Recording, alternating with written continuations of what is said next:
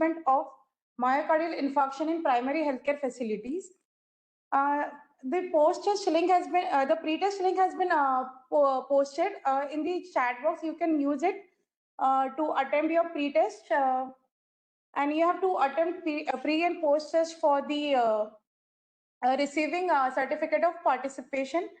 Now I request Dr. Jayan Srivastava sir to welcome all the participants and apprise us with the objectives of this lecture.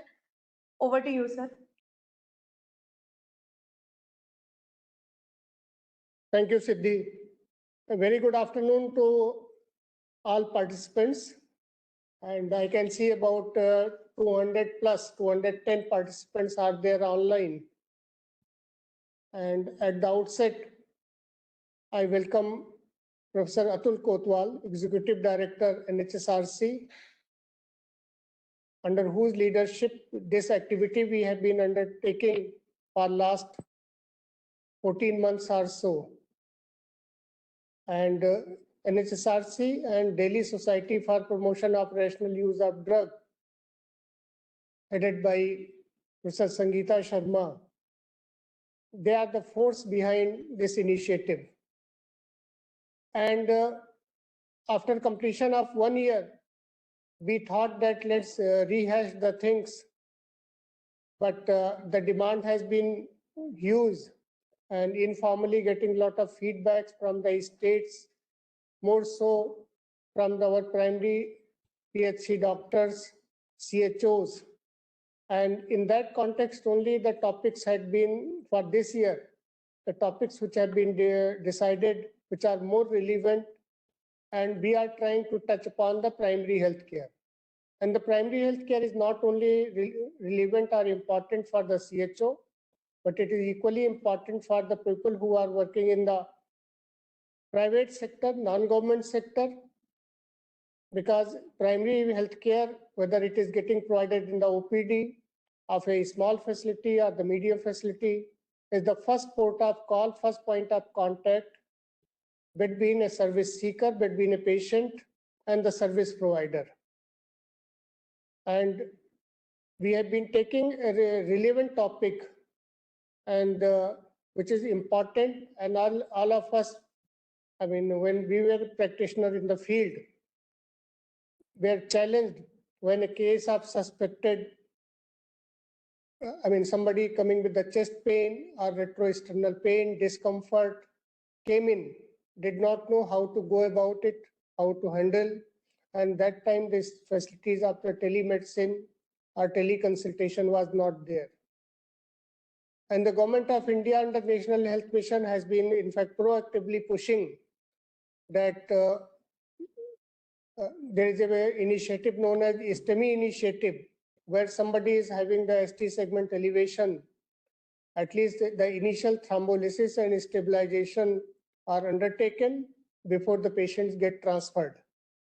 Today we have got two eminent speakers, other than our Executive Director, Professor Atul Kotwal, and then Dr. Sangeeta Sharma will talk about why there should be a standardized management and why does it become important to have the uniformity, and which somewhere contributes to the quality of care and building the quality health system.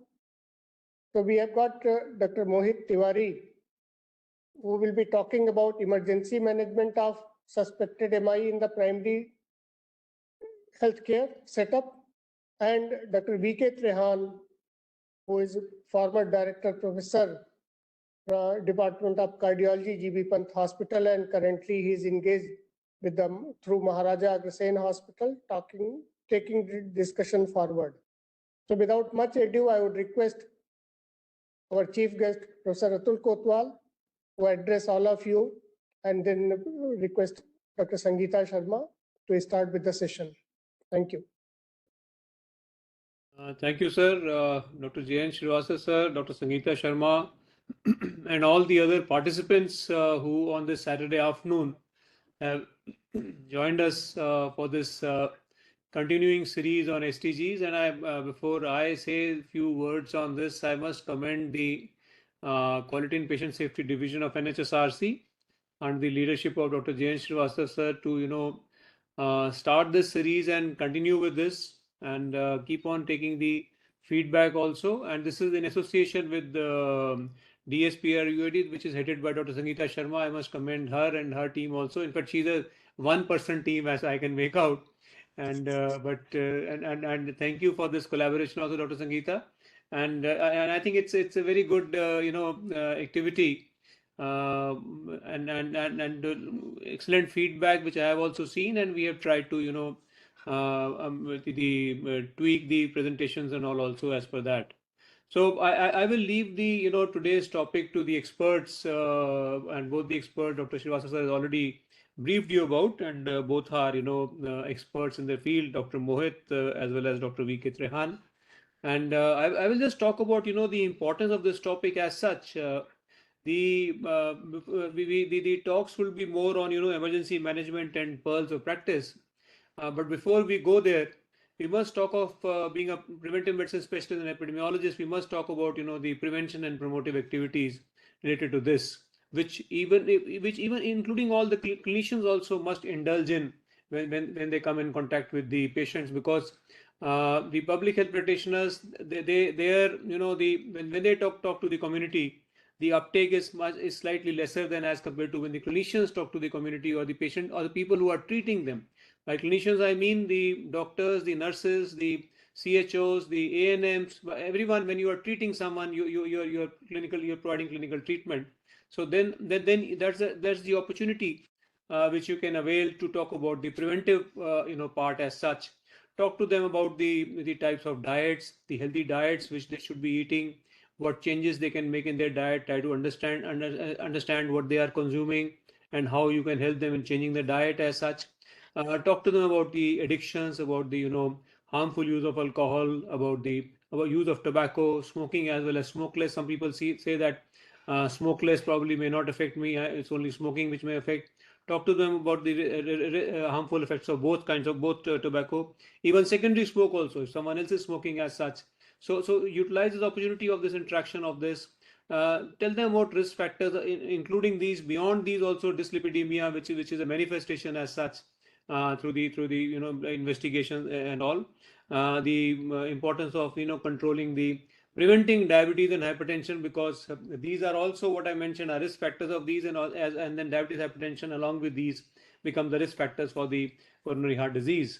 And if suppose someone gets diabetes, hypertension, then why should it be controlled and how it should be controlled, how treatment should be taken. Talk to them about, so that they can the secondary effects of the diabetes, hypertension, which and dyslipidemia, which is coronary heart disease, can be prevented. And the physical activity, again, as we all are aware, the wellness activities have started with the health and wellness centers coming up, and how to encourage people that the wellness as such has to start from them. So physical activity every day, and talk to them about the endurance part, the balance activities required for balance and for strength. So it could be running, cycling, jogging, walking, and combined with some yoga or some other kind of physical exercises as such, and some weight training, which is not required that people go for weight training access to gyms and all. Even household activities by lifting some weights and all when you are working within the house. And a lot of our people as it is are working outside in field, so they don't need any that kind of activity, but any formal weight training. But that can be how to build that in their daily activity, because in India it is increasing as such, and the CHD, coronary heart disease, is also known as silent killer also. And many of these episodes sometimes go undetected, and suddenly one fine day one has a severe episode as such, which needs immediate treatment, which manifests. And the muscle damage of the cardiac muscle damage which takes place because of these, that can become significant, leading to further complications subsequently. Another important aspect I would like to highlight, for which the two talks, both focusing on emergency management and pearls of practice, will be that golden hour principle and treatment as early as possible. The advisor QPS, Dr. Srivastava sir, has already mentioned about the STEMI program of Government of India, which has been launched. A lot of states have made excellent progress. Some of the southern states like Tamil Nadu and all already had this earlier on. They are strengthening it. and the drugs are also now getting more and more available at the primary level. Currently, we have started this from DH and CHC level where physicians are there, but gradually within few after learning from this and evaluating this on concurrently, we will bring it down to PHC level subsequently, where the MO can also give it. All these drugs are available over there, and this if you see, the disease death rate in India is 282 per 100,000 as compared to other countries which is 235 per 100,000, and that is why this immediate management becomes very important. So prevention and promotion, but in case someone gets it, then immediate diagnosis and management, for which the program is already there. But of course, a large number of people go to private practitioners also. But beyond that, all the attendees, 219 right now, which I can see the number, and I'm sure some more will probably join in later on, will greatly benefit from these two talks. And also, of course, the why should there be standardized management, which Dr. Sangeeta will talk about. I wish you all the very best, and look forward to listening to the experts in this field. And I must commend once again the DSPRUID and also and the QPS division for this activity, and wish you all the very best. Thank you. Thank you, sir. Thanks very much. In fact, you for words of encouragement, and certainly we'll take it forward. The idea is that the care which our the service seekers they receive in the more so in the public health system and outside also, that meet certain benchmark, and we get the better health outcomes. So once again, thank you very much for sparing your valuable time to be with us on the Saturday afternoon. And now I request Professor Sangeeta Sharma to start her regular session. Thank you, Dr. Srivastava and Dr. Atul Kotwal for arranging this webinar series and continuing this for the second year. And I think that today's topic chosen is a very, very pertinent question. Each one of us comes across this kind of a situation in our clinical practice, or maybe in the family or the friends, and many a times people ask you for an advice. So I think from that angle, from the patient care management angle, as well as the long-term requirements for this topic is quite relevant today. And Dr. Atul Kotwal has already given you the public health perspective of this problem. So each healthcare condition can be looked upon in a different ways, and you have to, in different roles, we have to make different management options or choices for these patients. So in today's session, we have divided it into 3 parts. I'll be talking about what are the challenges, myths, and misconceptions about the myocardial infarction, and what is the standard of care requirement, because this is a very health problem where each minute counts. So we need to be really very careful about the management if you want to reduce the mortality and morbidity. Then Dr. Mohit Tiwari would be talking about how do you diagnose, what all tests need to be done, how do you transfer, and what should be the initial management for this. Then we will be having Dr. V.K. Trehan, former director professor, Department of Cardiology, GP Pant Hospital. He has very long years of experience of active cardiology practice. So I think he would be there to give you the pearls for practice, do's, don'ts, where the variation arise. You can write down your questions, and I think this would be the wonderful opportunity for all of you to interact with him and get your questions answered. I think there was we had posted a pre-test link. I think somehow somebody has edited, and that link is not working, and even the choices and the questions have been altered there. So we have posted a second link here. Please fill up this link. attempt those. Even if you had done it earlier, we will not be able to use that form. So please fill up this form now for us to look into the pre-test, because one of the requirement for the series, if you want a certificate, is that you should attempt both pre and post test, and be here to ask your questions throughout the session here. Okay, with this background, I'll start my presentation. Okay, so what are the key? I hope you can see my slide, and it is in full slide mode. Yes, ma'am, it's visible and it's in full slide mode. Okay, so what are the key challenges and why there is a need for the standardized management of myocardial infarction? Please pardon me today for my bad throat. I had laryngitis. Even Dr. Mohit Tiwari is having laryngitis. Pardon us for our voice today. The common issues which are more very important for all of us for the management of myocardial infarction is that people seek delayed medical attention, and this is the most critical mistake. People don't ask for medical help in a timely manner. This is the disease where each minute counts, and why this delay happens, there are various reasons for that. We will be discussing that, and how can we avoid these delays. And then second important critical mistake that happens is misdiagnosis.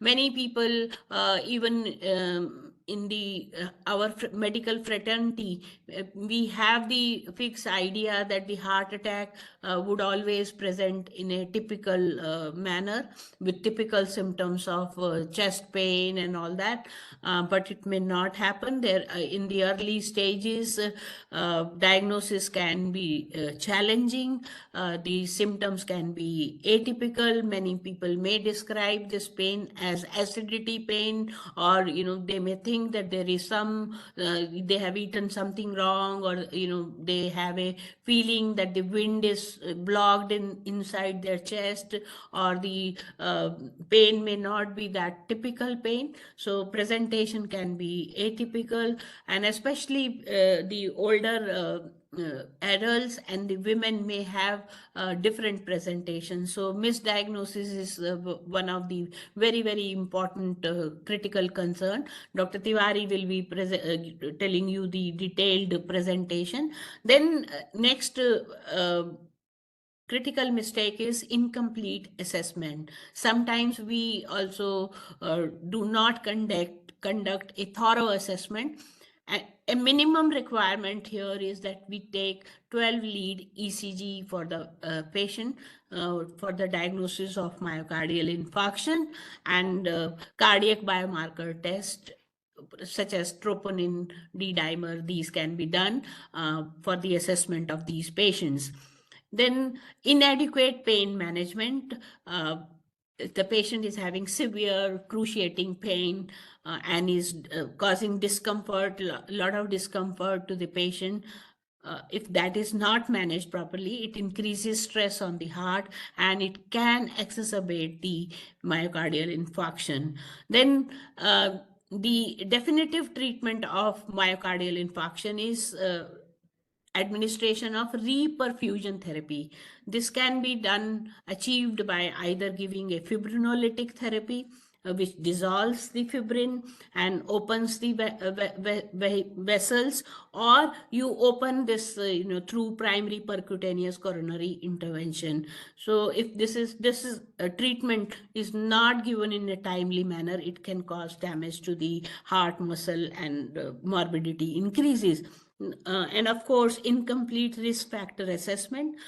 Once the patient has had myocardial infarction, he is at a greater risk of having a recurrence. And if we do not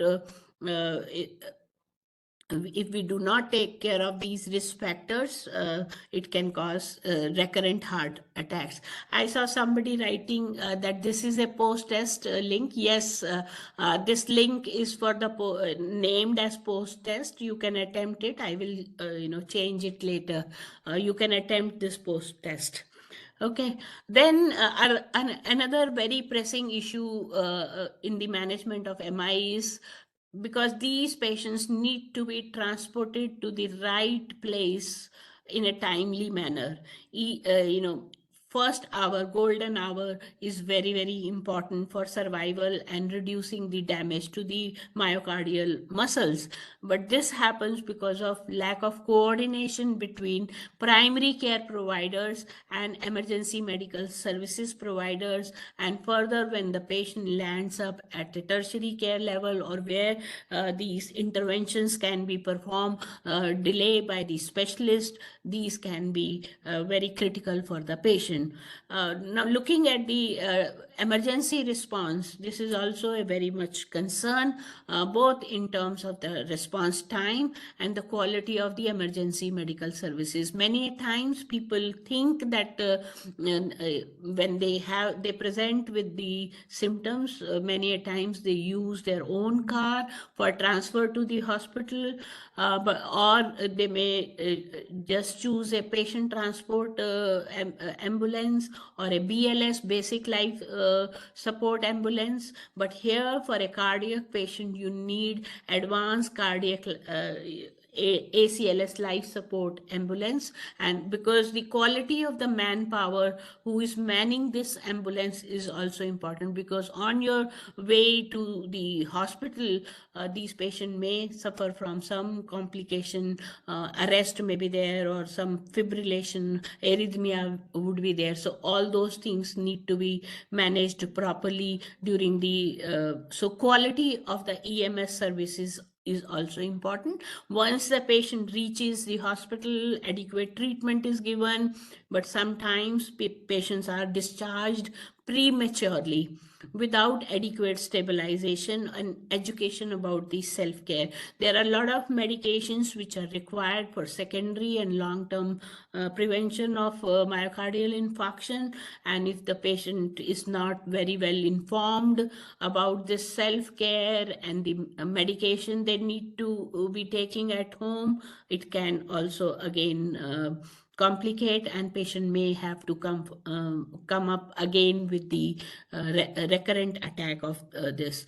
Then long term, if you talk about the long term issues, because this is something very life-threatening, and the patients may have misinformation about this, so they may have emotional, psychological needs, which needs to be addressed, and which may hamper the recovery and quality of life of the patient. So these should be recognized very in a timely manner. In the acute phase, these are not much, but when it comes to the early phase of recovery from myocardial infarction, the patients may come across these emotional and psychological challenges here. Because this is the problem caused by stress, and also if stress is not managed properly, it can hamper the recovery of these patients. So support is needed, and many times we provide the support in the form of prescribing anxiolytic drugs like alprazolam. And if you don't review the prescriptions for alprazolam of these patients, you may find that these patients have been taking alprazolam for extended periods. We know it is effective only for first few weeks only. Later on, dependence happens and tolerance also develops. So we usually avoid anxiolytic agents here for the management. But if you are not very careful about this aspect, so this leads to unnecessary use of these benzodiazepines. Then rehabilitation, addressing, overlooking comorbid conditions is Dr. Atul Kotwal has already mentioned about it, because many times if the patient is also suffering from kidney disease the output is not good, it can influence the medication choices for these patients. So this is the Europe, the guidelines where it says, I think if you can see if you can make out, the patient may directly present to the hospital, or patient may call a emergency medical services. This medical services patient may take the patient to a PCI center if possible, nearby, accessible, fine, very good. But sometimes it is not accessible, or it takes a lot of time, so the EMS may take to the non-PCI center. So all these things, timelines are being given. I'll come to that. So delay could be on part of the patient, self-awareness, self-presentation, and then calling this EMS service. So this can add to and may hamper the time to open up the blocked vessels. Then other myths involved with MI management are that rest is the best treatment. Of course, in the immediate recovery period, rest is required, but early in the recovery phase, mobility, some exercises, graded exercises, individualized to the needs of the patient, need to be introduced, because prolonged rest is not good for the patient. And also many people think that it is only older adults who experience heart attacks. Nowadays we have seen a lot of young people also may suffer from heart attack. So age is not a criteria for this. One needs to be suspecting this, that patient presenting with this problem, could he have myocardial infarction or not. Then, as I said, misdiagnosis is the key challenge here. And because many people think chest pain is the only symptom of a heart attack, remember, atypical presentations could be there. And also even women may experience different symptoms than men.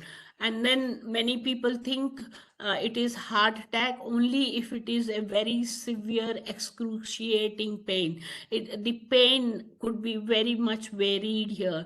It may vary from mild discomfort, or sometimes it may be even silent, particularly in diabetic patients. The presentation could be silent. The patient would deny any symptoms, and yet you will find that there are ECG changes. So severity of the pain is not a index of assessment for myocardial infarction. Then many people also think that heart attack recovery is quick and straightforward. It is not so. It is a gradual process. It involves a lot of cardiac rehabilitation, which could be in terms of medication. It could be in terms of lifestyle modification, exercise, nutrition support, emotional, behavioral, and vocational support may be required for the patient. And if patient, some people think that if patient survives a heart attack, the worst is over. No, it is not true, because there is a recurrence also. These people are at greater risk of recurrence, so we need to prevent the recurrence. Then other challenges are that limited resources and facilities for rapid diagnosis and treatment of MI. And especially that is why I think this topic, we have said about primary care, what can you be should be able to do. I think ECG is something that is very much basic.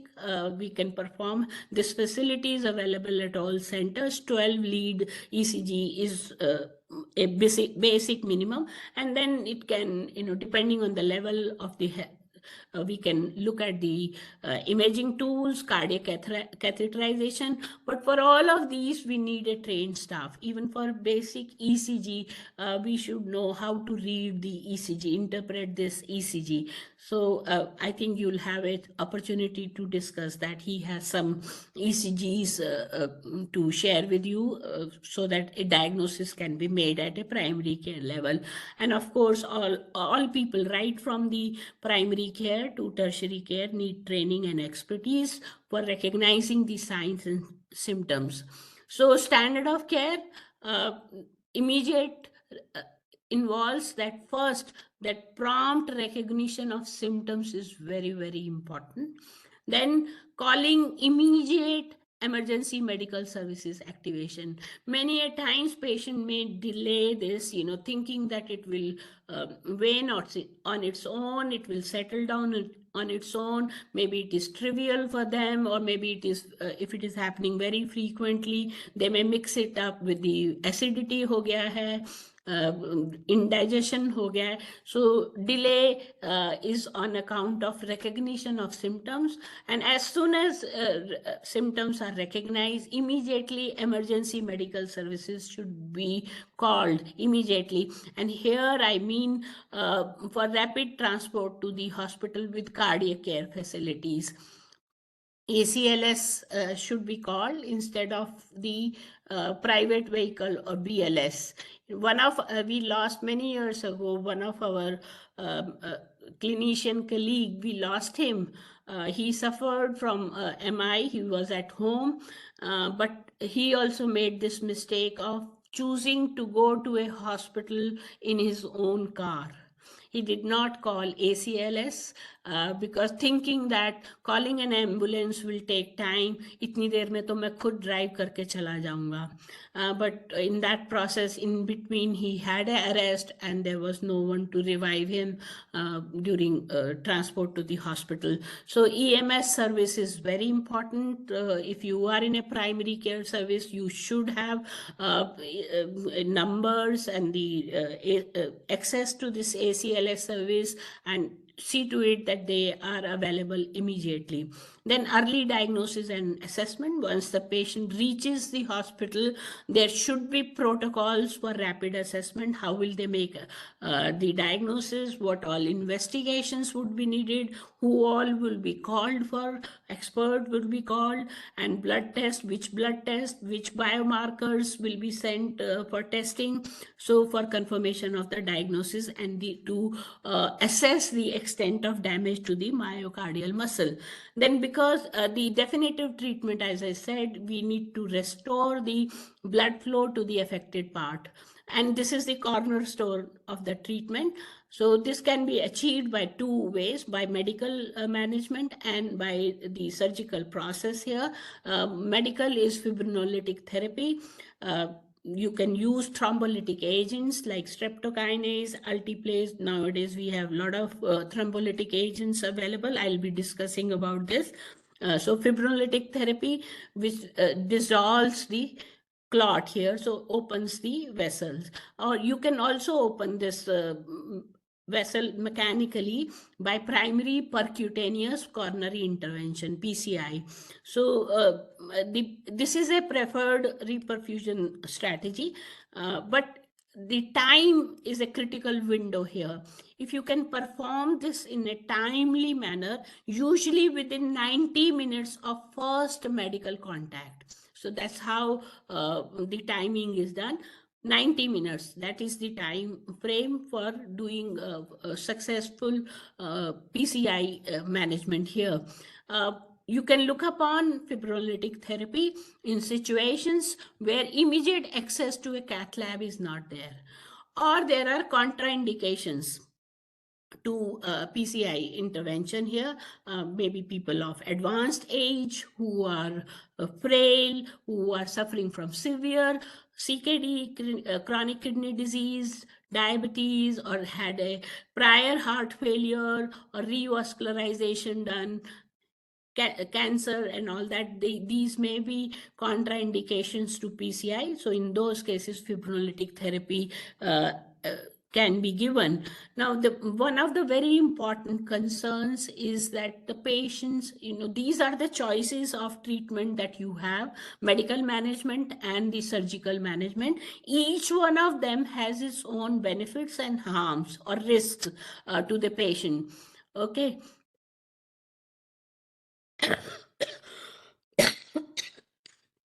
So there are, a patient may have a different understanding the information provided to the patient undergoing PCI may be heterogeneous. It may vary in amount or the quality about the procedure. Many patients may misunderstand and they may forget the risk later. Although you may have explained the risk involved to the patient, they forget it, or they may overestimate the benefits of a particular procedure, medical or a surgery. They don't have any idea. So it is our duty to inform them what are the benefits and the risks, what is the procedure involved, what is the harm, how will it happen. So accordingly, the patient has to make a informed decision about whether to go for a medical or a PCI therapy. There are alternatives available, so we have to tell them about each one of them. Coronary, whether the bypass would be best suited, or a stent would be suited for this patient, or only medical therapy, or no treatment. There may be instances because in the extremes, elderly patient, you may think, or where the PCI or both fibrinolytic therapy is contraindicated, perhaps no treatment would be required. So all these things need to be very well explained. So, and documentation of this is also very, very important. Informed consent. This is both a legal and ethical binding on all of us to get an informed consent. This is not a mere document that we just get signed and keep it in the file. This is how I see this happening. Whereas when we say that the informed consent has been obtained from the patient, we mean that he has been explained about the procedure, the alternatives, the harms, risk involved, benefits, all these things in a balanced way, so that he can make a informed decision, conscious decision about which option therapy to be opted here. I have seen many cases happening just because, for this reason, because patient is serious, in our zeal to save the patient and in the best interest of the patient, we may think that the stent was good, or or the medical therapy only was feasible for this, or sometimes we may think the bypass surgery would be better. So for all these things, we may take these decisions in favor of the patient, but if we haven't informed them, you can get into trouble. So please look into this problem, because patient's relative, they may forget these things later, or you may have untoward consequences later on. So they may then regret their decisions, and then they may try to pass the blame on you. So to avoid all these things, informed consent following a proper process should be obtained. Now you may say, you were alone, there was no one to help you. Maybe you can delegate to this responsibility to a responsible person of the team. So one person can take the consent and the other person can provide the emergency care to the patient. I have seen patients' relatives changing their options. In emergency, they are very much emotionally charged, so they may go for one option, and later on maybe the decision maker of the family comes, or for various financial reasons or other reasons, they may change their decisions. So it's all important to document all these things so that you are saved from any litigations later on. I hope this part is clear, and this is about the emergency part. Then second part is the patients need to be prepared, whether they understand, what is the treatment like, what is, so just asking them, have you understood? I told you that may not be sufficient. So teach back is the technique used to find out whether patients actually understand this. So the best way of finding out whether the patient is understanding these concepts or the procedures well is ask him to explain the concept back to you. So then you will know whether the understanding is good or not. Then now coming to specifically to the thrombolytic therapy, because this is part of the standard care. So this may not be appropriate for all patients. Think about it. You need to select your patients who will be benefited most with the thrombolytic therapy or with the PCI. So there can be an increased risk of bleeding, especially it can be dangerous if the patient has a bleeding diathesis, patient has active peptic ulcer, or current anticoagulation is going on, and INR is more than 2. And timing is critical and limited. There is a limited time window available. So this thrombolytic agent has to be administered as early as possible within a specified time window after the onset of symptoms. You cannot do it indefinitely. So depending on the pharmacokinetic profile of the thrombolytic agent, you need to see, but the golden principle here is that it has to be administered as early as possible within a specified time frame. Then this may not, as I said, this may not be appropriate for all patients, because one foremost is because of the increased risk of bleeding, and this thrombolytic therapy is contraindicated in patients with recent surgery, bleeding disorder, history of stroke, or BP when it's very high. Again, then this thrombolytic therapy can lead to incomplete clot dissolution. So it can lead to partial reopening of the blocked arteries, and recurrent clots could be there. While reperfusion is going on with this thrombolytic therapy, the patient may have arrhythmias on restoration of blood flow to the heart. And sometimes some thrombolytic agents like streptokinase, there may be allergic reaction. Even tenecteplase allergic reactions have been reported with tenecteplase as well. Then other problems with thrombolytic therapy is reocclusion can happen. Initially, you may have dissolved this clot successfully, but there is a risk of reocclusion, especially if the cause of clot formation is not effectively treated. If you haven't treated the root cause, the clots may come up again. Then it can convert ischemic hemorrhage, ischemic stroke into hemorrhagic stroke, especially in stroke patients. So you have to be really very careful selecting this thrombolytic agent for the stroke patients.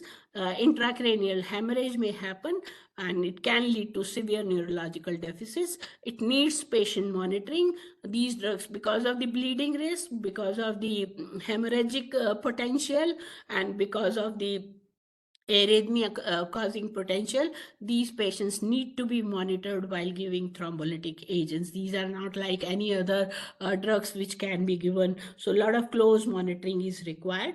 And of course, expenses. This therapy, thrombolytic therapy, is expensive. You have to look at the availability as well.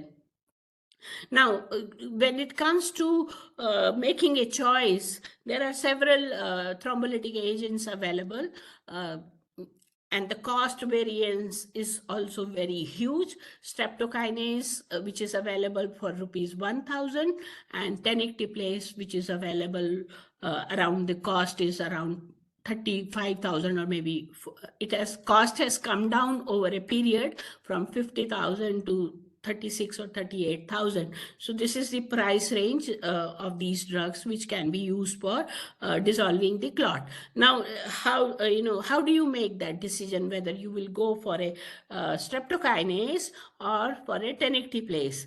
So I thought this is a good example. We have these 4 different types of ambulances available.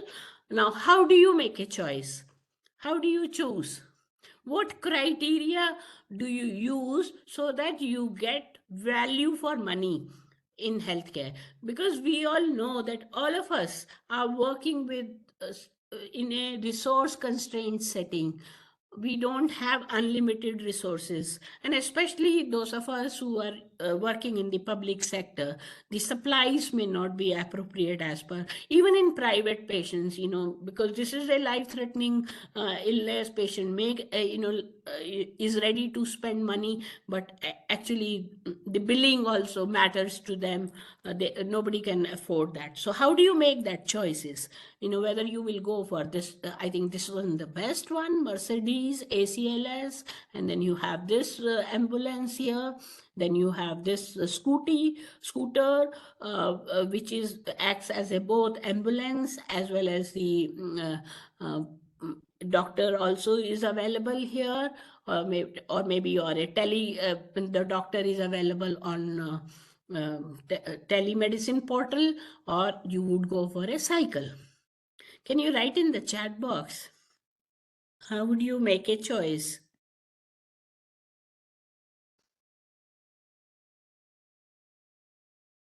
So this is what I was saying, limited resources and competing interests, particularly if you look at the public health point of view. As a hospital manager, you have to manage all the patients, satisfy most patients. But if you spend on one or two drugs only and rest of the patients go without drugs, that is not a desirable situation. So we need to identify. So fixed budgets are also a lost opportunity if we make a wrong choices, if we make a expensive choices here. Okay, now this altiplase, retiplase, tenecteplase, these are the newer ones, thrombolytic agents that are available in the market. And I told you the price range of these drugs. Now, which out of the three, I put retiplase and tenecteplase in one, and altiplase and streptokinase. So this is the comparison I wanted to do. So how would you make, I can see many of you are writing, you would go for an ACLS. Okay, you will go, maybe that scooter with teleportal in a remote area would be best. Cycle, sometimes, you may just opt for a cycle, because if there are no roads, particularly in hilly terrains, if there are no roads, what will this ambulance do? So all these decisions have to are taking into account the infrastructure available where you can transport, and the need for that in that area. So one choice is something, a good choice for one situation may not be a good choice for another situation. So you have to make a balanced decision. So here, in case of thrombolytic therapy, I have put across here streptokinase, altiplase, and retiplase, and tenecteplase. Of course, all these medicines we need to have efficacious. They should be, as far as possible, fibrin specific, so that less of bleeding episodes happen. So from that angle, retiplase, tenecteplase, altiplase are fibrin specific, and they can be used in acute MI situations. And altiplase can be also, streptokinase can be used in pulmonary embolism as well. Now, the time window I was telling you, streptokinase can be administered within 6 hours of symptoms onset. After that, the clot, it will not dissolve the clot. In stroke, altiplase, you can administer altiplase within 4.5 hours, and retiplase and tenecteplase can be given within 12 hours of the symptoms onset. Now, route of administration is very important for these agents. For streptokinase, intravenous infusion is required. Altiplase, initial bolus followed by intravenous infusion is required. Retiplase and tenecteplase can be given as IV bolus. So they have a fixed dosing profile here. Bolus, they are given as bolus. There are maximum strength dosages identified for these, so you don't have to exceed that maximum dose. As long as you are not exceeding, it is okay. And this retiplase and tenecplase have a longer half-life. This is around 13 to 18 minutes for retiplase and more than 20 minutes for TNK. So that is the advantage here. But altiplase has a shorter half-life, around 5 minutes, and streptokinase is also short, around 23 minutes. But streptokinase has to be given weight-based. Allergic reactions are reported with streptokinase, although rare, severe reactions are rare, but you have to be careful about the allergic reaction. It can cause hypotension, and you cannot re-administer streptokinase because of its allergic potential. Whereas altiplase, this is widely used, well studied, needs careful patient selection due to bleeding risk. Otherwise, it's okay. Retiplase and tenecplase, allergy and bleeding have been reported, and longer half-life is goes in favor, especially in remote areas where patient would for transport of the patient cannot happen immediately. So tenecplase, because it can be administered as a bolus, can be given to the patient and save the life. But now comes the very important question of cost. The cost range is shown here.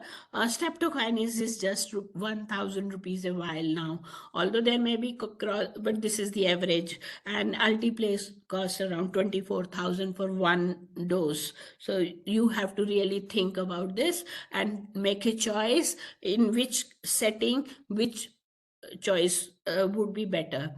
Okay, so while making a choice, you have to look at the contraindication, evaluate the bleeding risk with the thrombolytic agent, review their drug characteristics, whether it can be administered depending on the presentation, patient's characteristics, and then patient preferences also are important, and evaluate the cost and availability.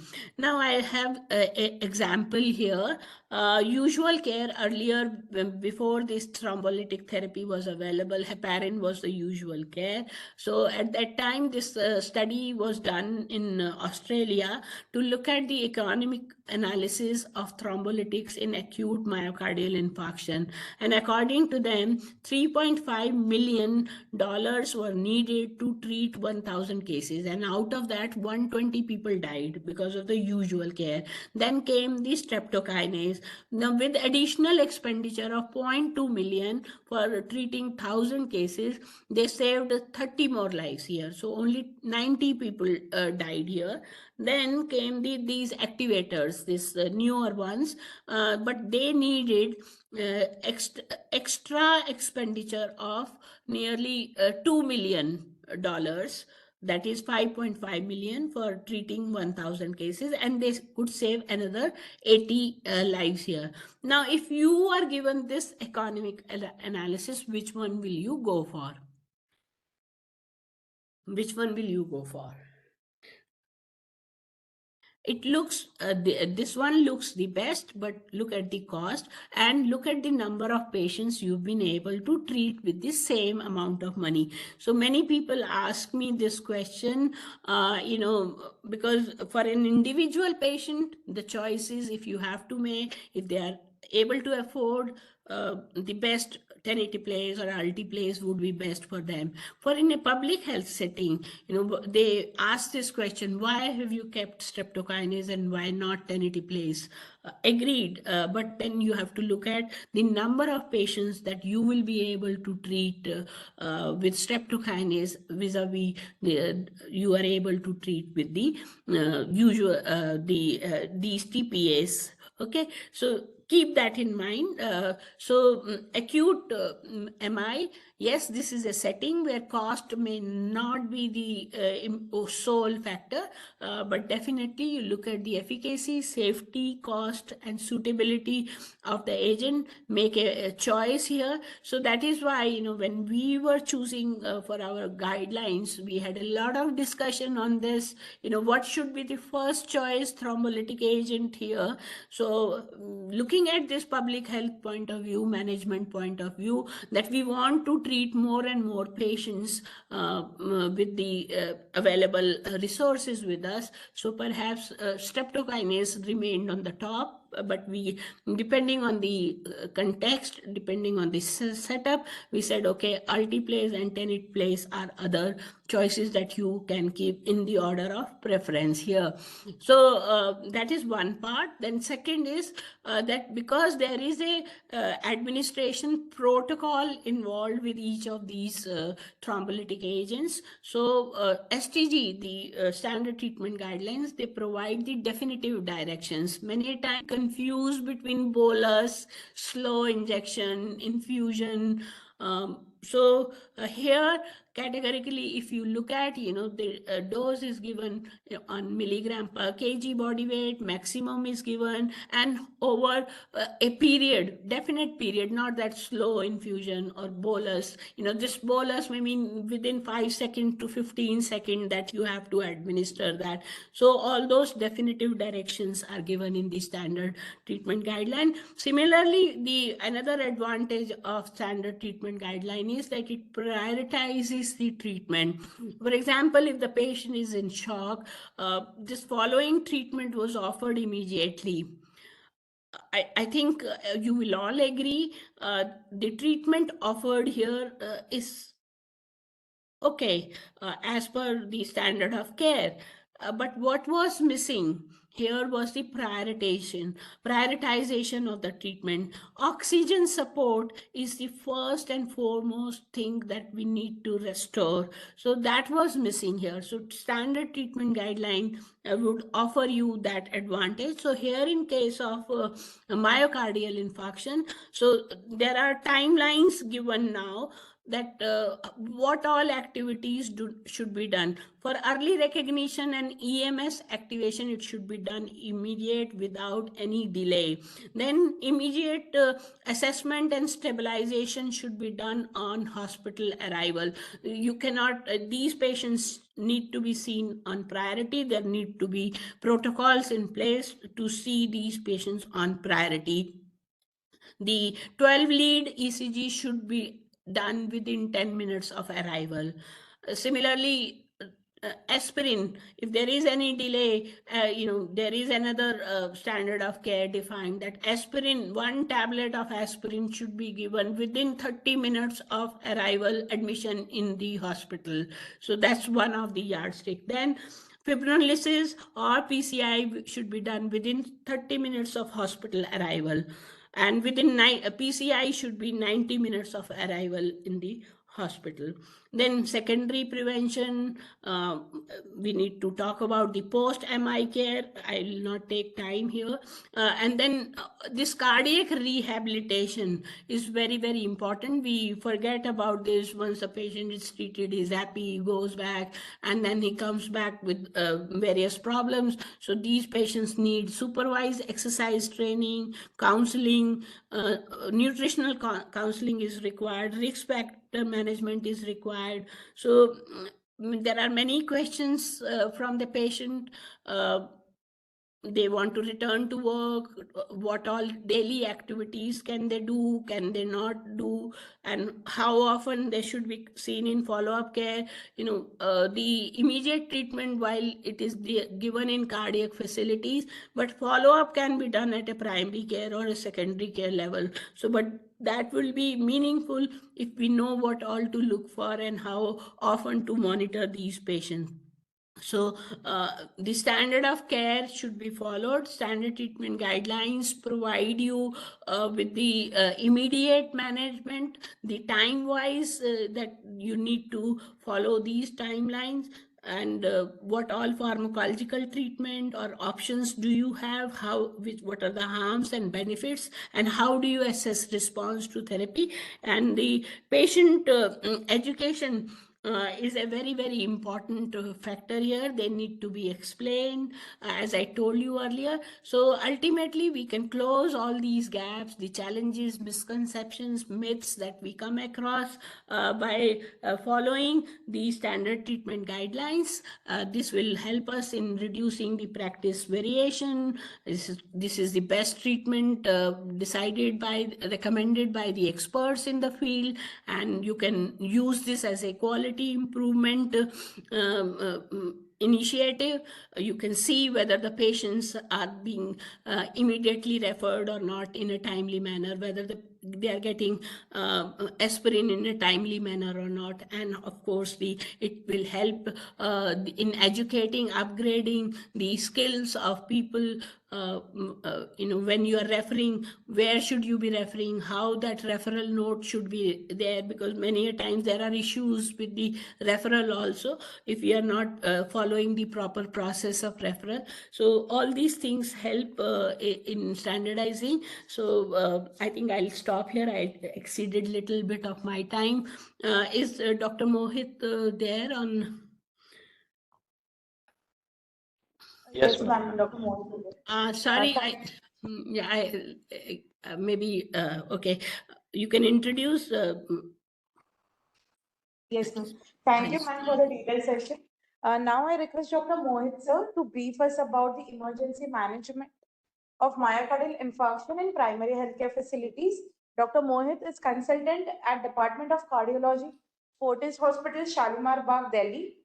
Sir has completed his MBBS from LLRM Medical College, Meerut, UP, DNB from Max Hospital, Vaishali, Ghaziabad, and FICC from Indraprastha Hospital, Delhi. Previously, sir was associated with Max and Apollo Hospital. Over to you, sir.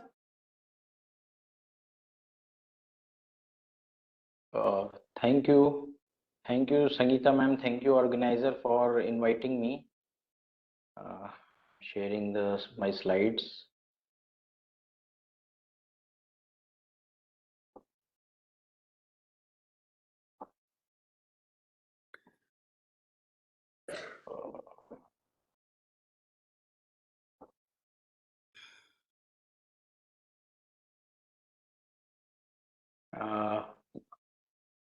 Can you confirm my slides are visible?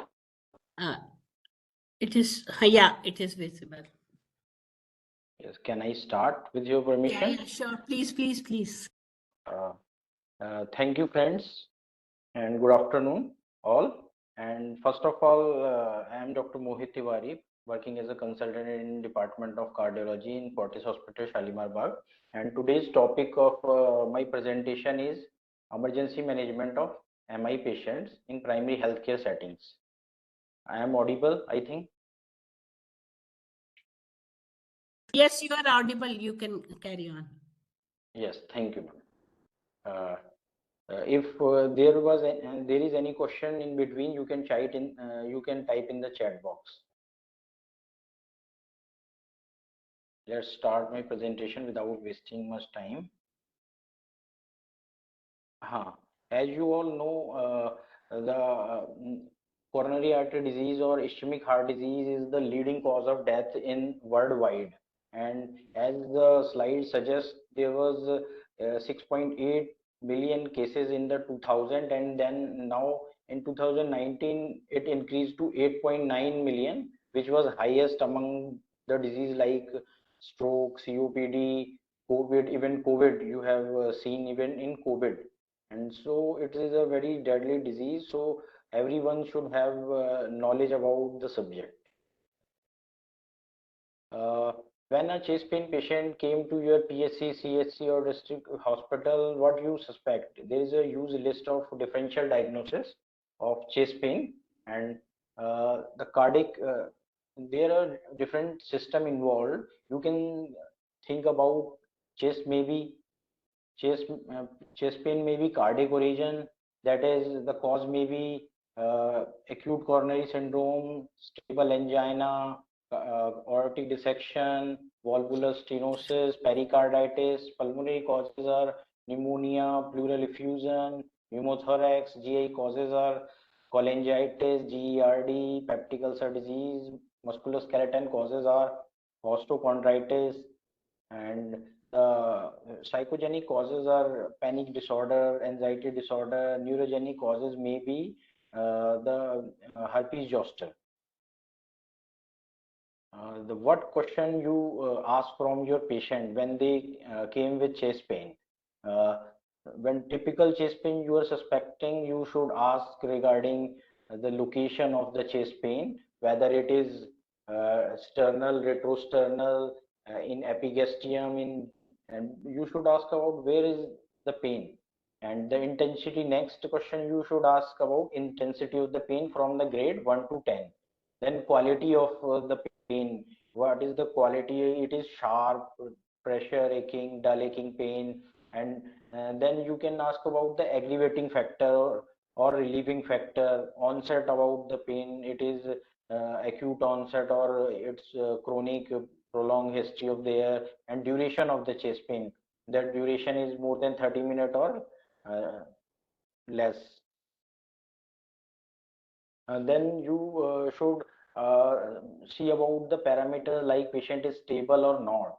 If the patient is stable, vitals are stable, then proceed for history, proper history, examination, diagnostic test like different system-wise diagnostic set. Like if you're suspecting of MI, then do the ECG, do cardiac bioenzymes. If there is facility of top T is there, top ticket, and then accordingly, if you're suspecting of pulmonary causes, we can send for him for X-ray. And if other system like in GI, endoscopy is the investigation choice, and the other investigation you can according to according to the system involved. If the patient is unstable, patient's vital are not stable, then immediately stabilize the airway breathing circulation. And the life-threatening causes maybe you have DD like acute coronary syndrome, aortic dissection, pulmonary embolism, cardiac tamponade, pneumothorax, and esophageal rupture. The coming on to acute coronary syndrome, and this is the today's topic. As you are suspecting acute coronary syndrome, you do the ECG, 12 lead ECG, you see there is ST elevation in consecutive leads, 2 or more consecutive leads, then it is ST elevation MI. If there is no ST elevation is not there, do the cardiac enzymes like troponin I or T. If the trop is positive, then you label it as acute myocardial infarction. If there is a trop is negative, the entity term is unstable angina. As you show in the slide, there is ST elevation in the first image. There is ST elevation from baseline, and then there is T inversion, then appear Q wave, and then ST settles. These are dynamic changes. Then coming on to the myocardial infarction, there is blockage, interruption of blood supply due to some clot or thrombus causing necrosis of myocardium, and there is atheromatous plaque rupture into the lumen and form the thrombus over the underlying lesion causing occlusion of the artery. And as you know, the MI, there is high mortality, and time we term as time is muscles, or time is very crucial. Every minute is very crucial in MI diagnosis and treatment. And how the clinical feature MI, your patient may present with cruciating, a typical feature present with excruciating pain, which may be of more than 30-minute duration, which may be referred to left arm, neck, even neck, jaw, or any pain from jaw to umbilicus can be due to MI. And the patient give typical history of diaphoresis or cold sweat, nausea, vomiting, dyspnea. May inferior wall MI may present with syncope also. And how you will diagnose, as you have seen, you have to first do the ECG, and there may be ST elevation which show the transmural injury, and ST depression will show the subendocardial injury. T wave inversion shows angina, and Q wave sometime late presentation. It is old MI, indicator of old MI. How you diagnose?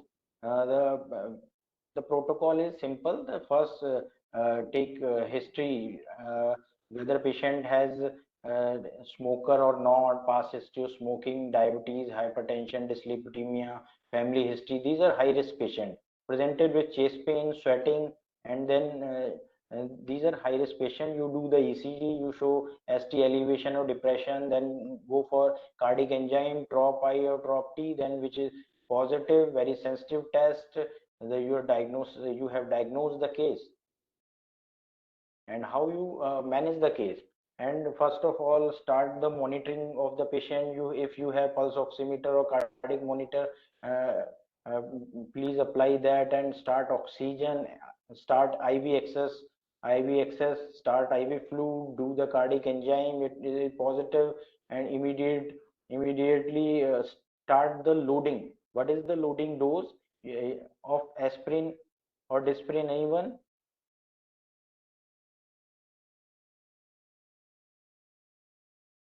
It is 325. How you have to give? It is by chewing and crushing and chewing movement, and so that immediately, yes, Abhishek, yes, so that it is immediately absorbed sublingually.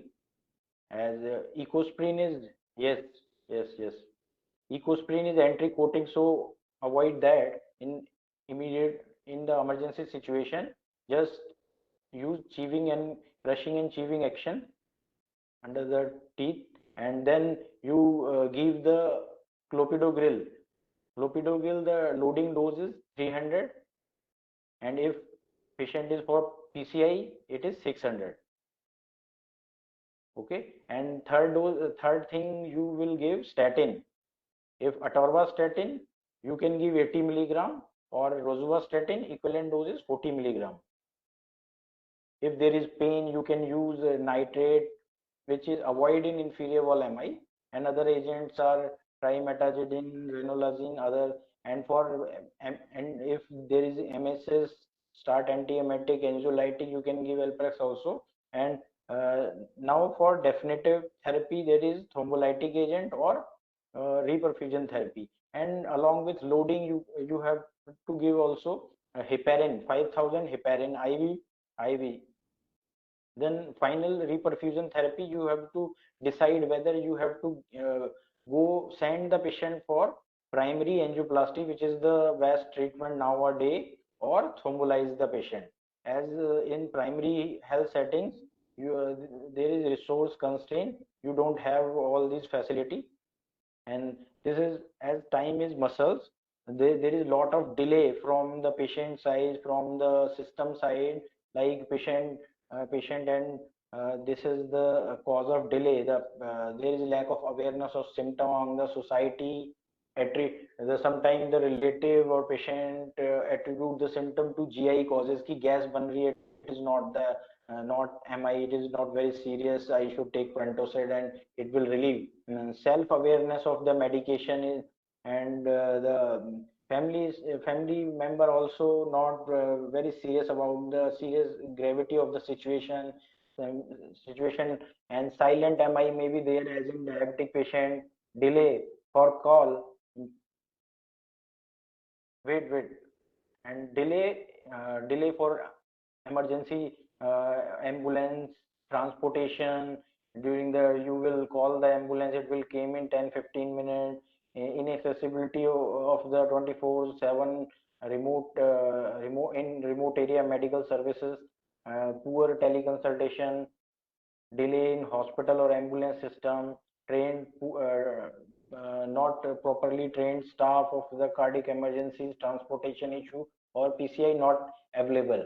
Now, coming on to previous slide, and these are cause of delay. You should know what are the important causes of delay from patient side and from the system side. And you patient side, you cannot do much, and from the system side, you can do immediately when the patient came to you. came to you when you are working at the PHC, then what you have to do. If you are at district hospital, then what you have to do. There is two scenario. When at PHC, immediately do if there is ECG facility available, do the 12 lead ECG, and if it show the ST elevation, then if then send the patient for, if you can send the patient for within 120 minutes or 2 hours for PCI, then send the patient immediately after loading the patient, give heparin, load, give primary management, then send the patient. If it is not available, then within 2 hours, as a lot of peripheries, PSC, CSC, they are very far and remote area. They cannot send their patient for primary PCI or angioplasty to higher center, and so they have to thrombolize the patient. Is you can do thrombolysis at PHC? Please write in the chat box.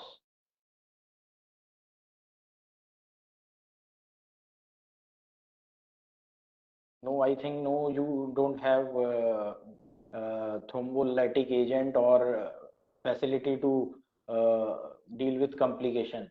So it is preferably in the district hospital. So after giving aspirin, dual antiplatelet, yes, thank you. Dual antiplatelet, statins, and heparin. Send your patient to nearest district hospital for thrombolysis, and inform the CMO in charge or physician there you're sending this patient, and make proper referral letter, which we will discuss later. Uh, and for thrombolysis, you should send the patient within half an hour and thrombolize the and then district hospital. If you are a district hospital, then your colleague has sent the patient, you should thrombolize the patient within patient reach within half an hour to you, then thrombolize the patient as soon as possible with bolus and other infusion we can discuss later in the slide. And if you PCI enable center, you are at PCI enable center, directly go away, save for golden hour. Initial 1 hour is the golden hour, and you for go directly go away for reperfusion, that is primary PCI.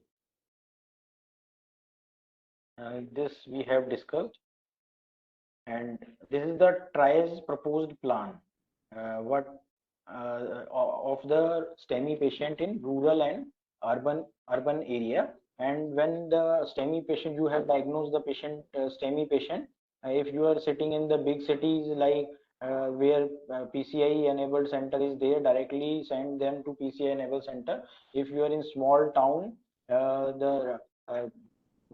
then you cannot send the patient for PCI within 2 hours, then thrombolize the patient in the nearest district hospital, send them there. And if you are in village, you preferably load the patient and send them to district hospital, and call them before sending, so that they are prepared with all the needed needed drugs and monitorings. And this is called a pharmacoinvasive therapy. Then thereafter, if the patient is thrombolized, then you have more time to save his or her life, and so then send them for rescue PCI. This is the management plan what we have discussed. The STEMI patient came within few hours. You have immediately you have diagnosed the patient. You have to give oxygen, load the patient with aspirin, clopidogrel, statin. Then if you can, you are at primary center, not able to thrombolize, not able to send to PCI center, thrombolize the patient. If thrombolize is successful, then transfer the patient for PCI within 3 to 24 hours.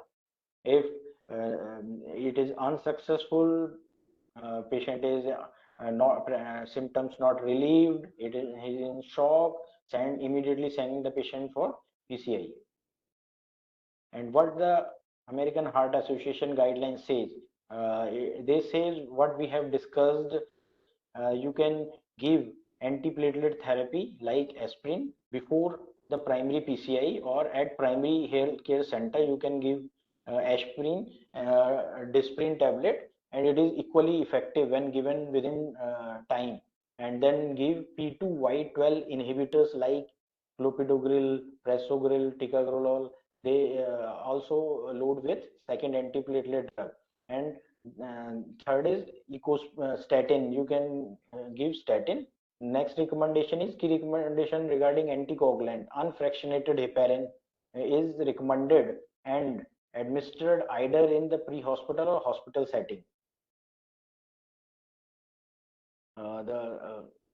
There are two guidelines like American Heart Association and European Society of Cardiology. What they say, initially do the ECG, diagnose the ECG. If you for diagnosis, you have to frequently see the ECG or discuss with your senior sitting at district hospital, confirm the diagnosis, load the patient, and then if you can send the patient for thrombolysis within 2 hours, send them. Otherwise, for PCI, otherwise thrombolize the patient at nearest district hospital. And if you are at district hospital, you have to thrombolize the patient. What are the choices of thrombolytic agent? These are streptokinase, tenecteplase, reteplase, alteplase, as Dr. Sangeeta has mentioned previously.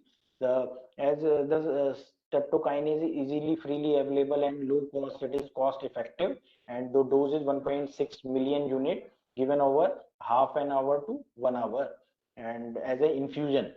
And other agent are tenecteplase, which is best and nowadays very frequently given, but it is cost issues there, and there is a direct bolus of, according to the weight, there is a dose 30 mg for weight of 60 and 35 for between 60 to 69 kg, and so on and so forth. And when you have to send the patient to district hospital or PCI enabled center, there is two choices like you see in the picture. There is a difference. Left side there is a BLS ambulance, and right side there is advanced cardiac life support ambulance. In cardiac life side, ACLS ambulance. What are the different equipment? Can you write in the chat box what is the difference, or what you get in the advanced life care ambulance for cardiac patients?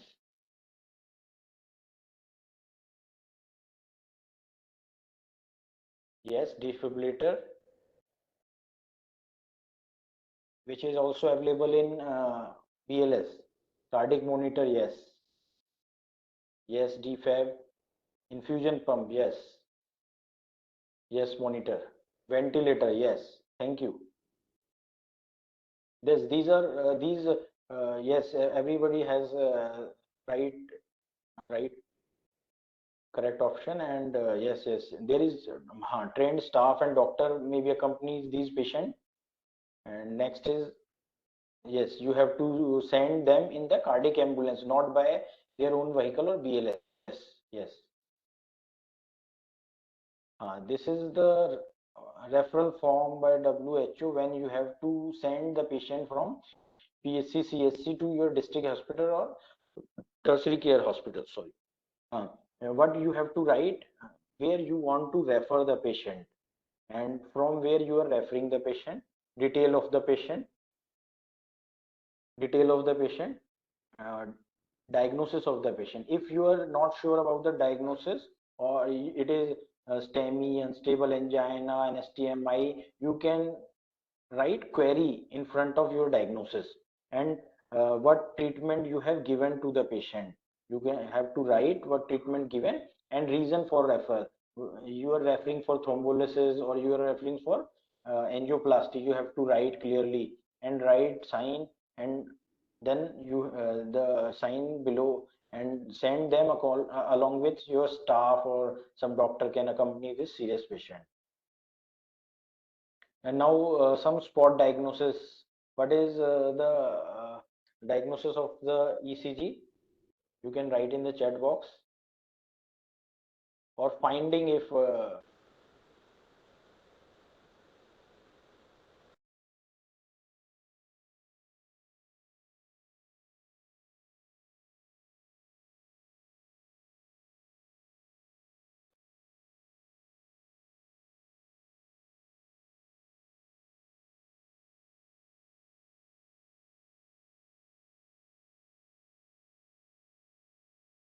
Yes, ST elevation.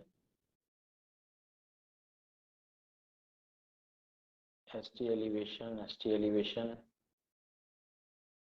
Yes, where ST is elevated in anterolateral lead, inferior lead, ST elevation. Yes, there is widespread ST elevation in anterior lead, inferior lead. So diagnosis of the this is a ECG of patient of pericarditis. There is widespread ST elevation. What is the diagnosis? This is next ECG. Diagnosis or finding. Yes, STEMI. Which STEMI? Anterior wall, inferior wall, lateral wall.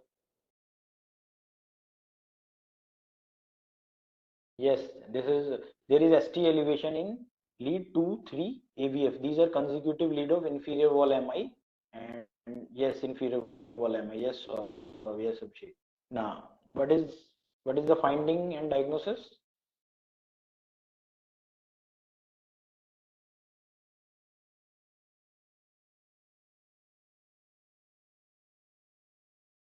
This is next ECG.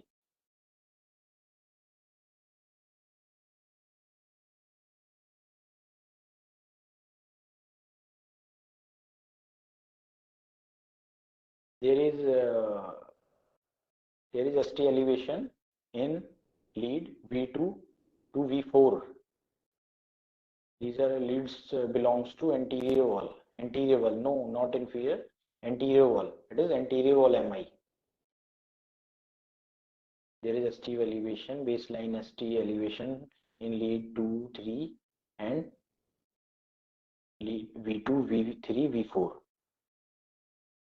There is reciprocal changes in 2, 3 AVF also.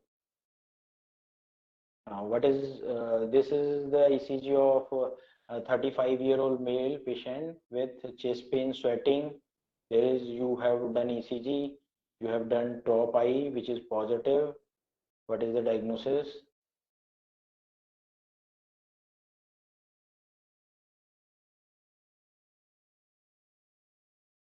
You can write in the chat box any diagnosis. You may be wrong. You should try. Yes, MI. Which type of MI? Acute MI. ST elevation or depression? What do you see in the leads? ST elevation or depression?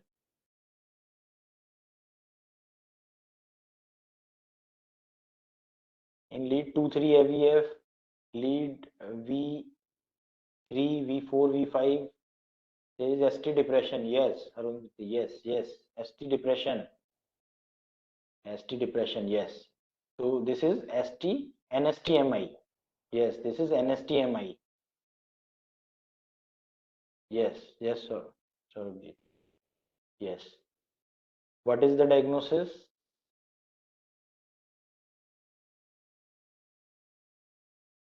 This is next ECG.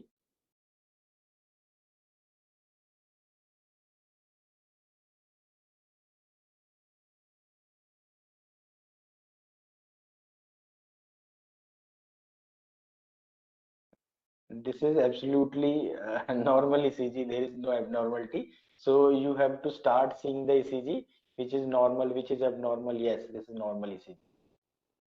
Thank you. And you should start seeing the ECG frequently. And as the eye can't see what the mind doesn't know, you should start seeing the ECG. If you can't, you have not seen the ECG of MI before, you don't have practice, then you can't diagnose immediately. You will take time, and time is muscles. In MI you have seen. Thank you. Thank you, Dr. Mohit, for such an elaborate presentation on myocardial infarction. I think this is one subject, you can go to any extent, but I think he has very well explained the basics of this. And I think last one part, ECG, interpreting ECG is very important. Thank you once again. I hope you can stay on. I know you are on duty today, but if you can stay on, we would love to have. We have next we have Dr. Vijay Trehan Thank with you. us. Sir, you are there? Dr. Vijay Trehan, he is currently the chairman of cardiology division department at Maharaja Agrasen Hospital, and before that he had a very long innings at GB Pant Hospital as head of the department of cardiology. I know him for more than 30 years, so he and GB Pant, as you know, is a very busy place, super specialty hospital, and we couldn't have none other than Dr. Vijay Trehan to come to this webinar. Welcome to you, Dr. Trehan. Today we have participants from all over India. Mostly these people are from district hospital. Since they had a limited availability of infrastructure at the peripheral level, so we had a first session on the basics. Now I think with your experience in cardiology, we would like to hear from you your experiences and about the important do's and don'ts. I think this repetition here would be very important, and if you can strengthen them with your examples.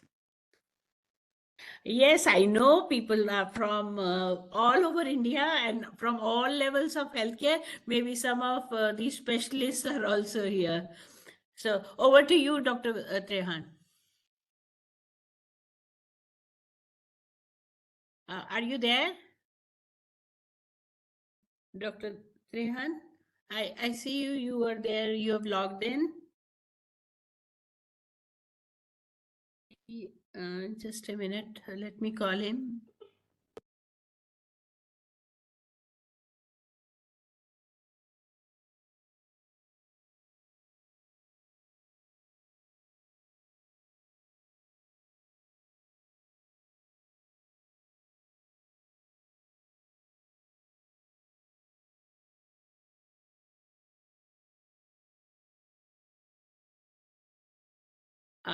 He had already logged in. He has some issue with the connection. Maybe he will be here. Meanwhile, Dr. Mohit is here. Maybe he can take up. Yes, ma'am. Yes. Yes, ma'am. If there is any question, you can directly write in chat box or directly talk. Dr. Mohit, I had one question.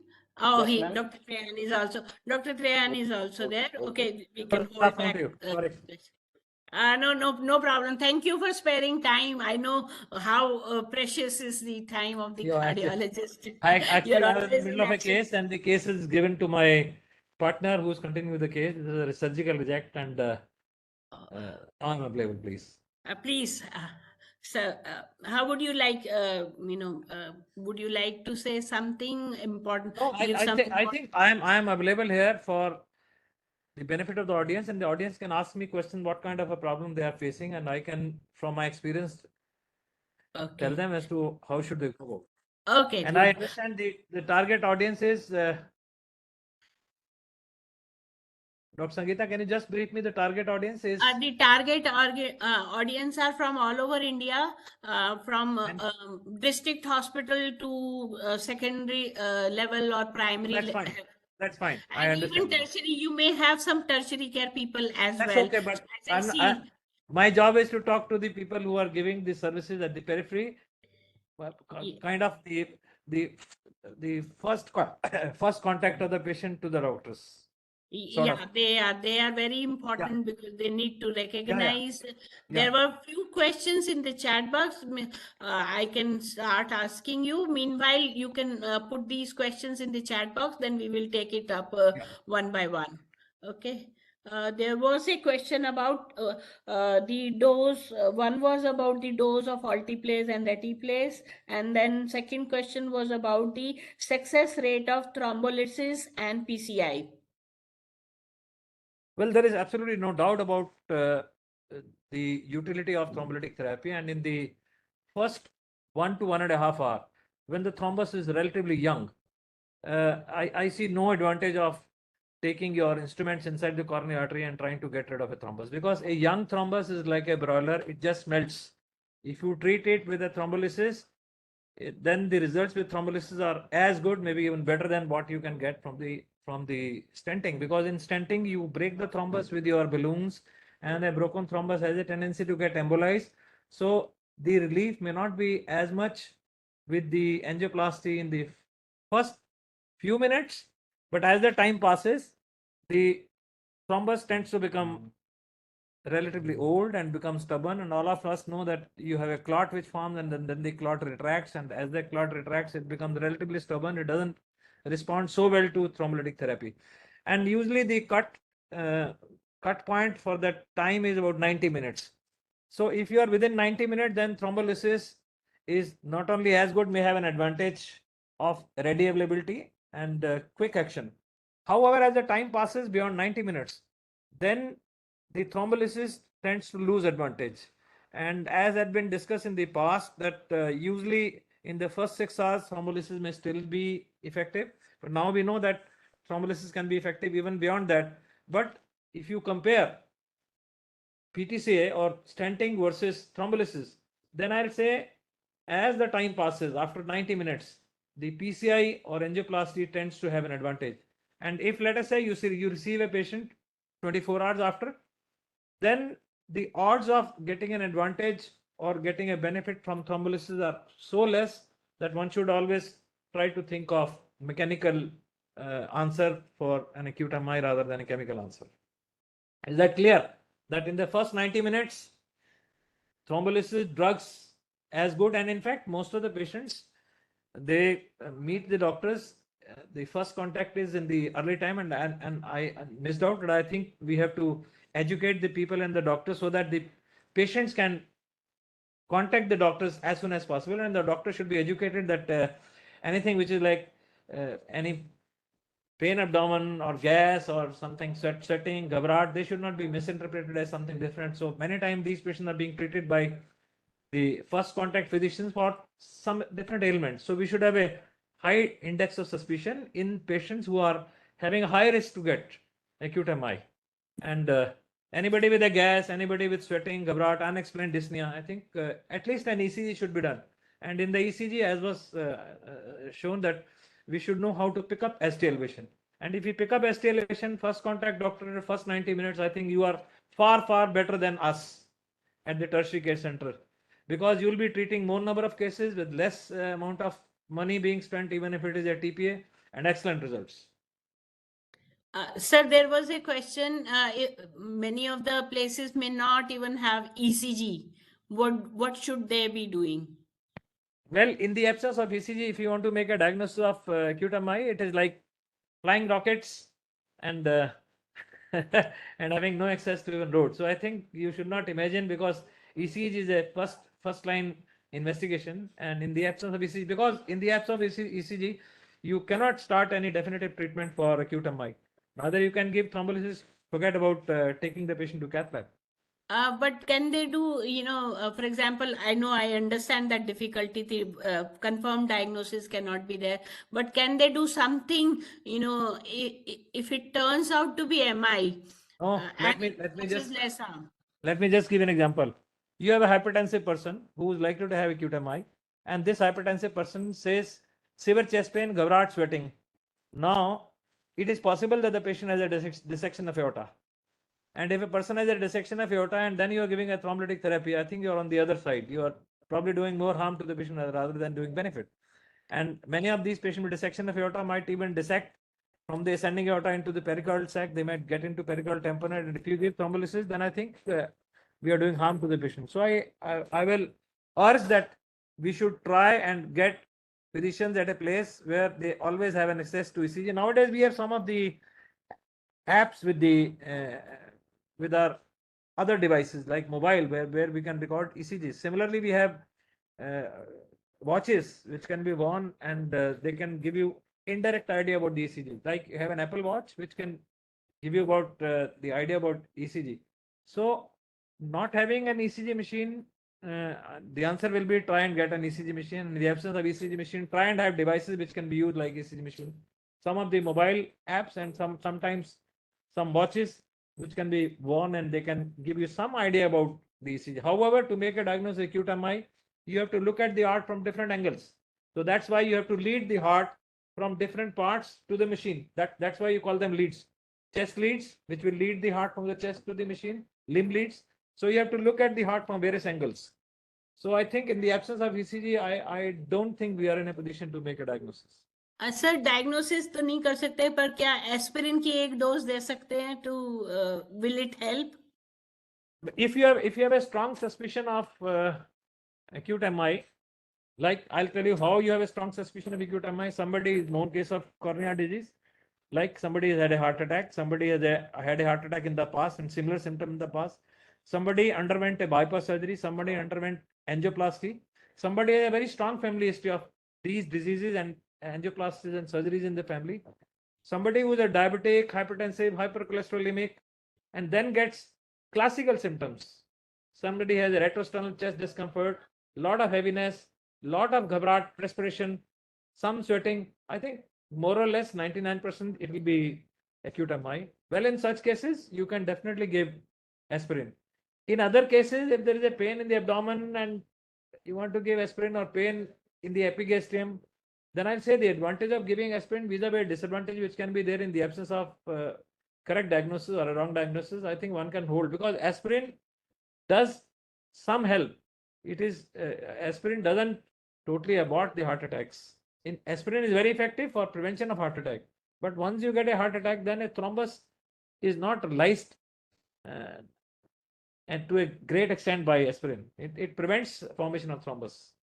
Can there be a situation, sir, where the patient is symptoms are suggestive of MI, but ECG is normal, So especially in the early period? That's a very, very pertinent question. If I receive a patient, I have given an example that I have a strong suspicion, and that strong suspicion, like I gave you the examples, post CABG, post stenting, family history, blah blah blah.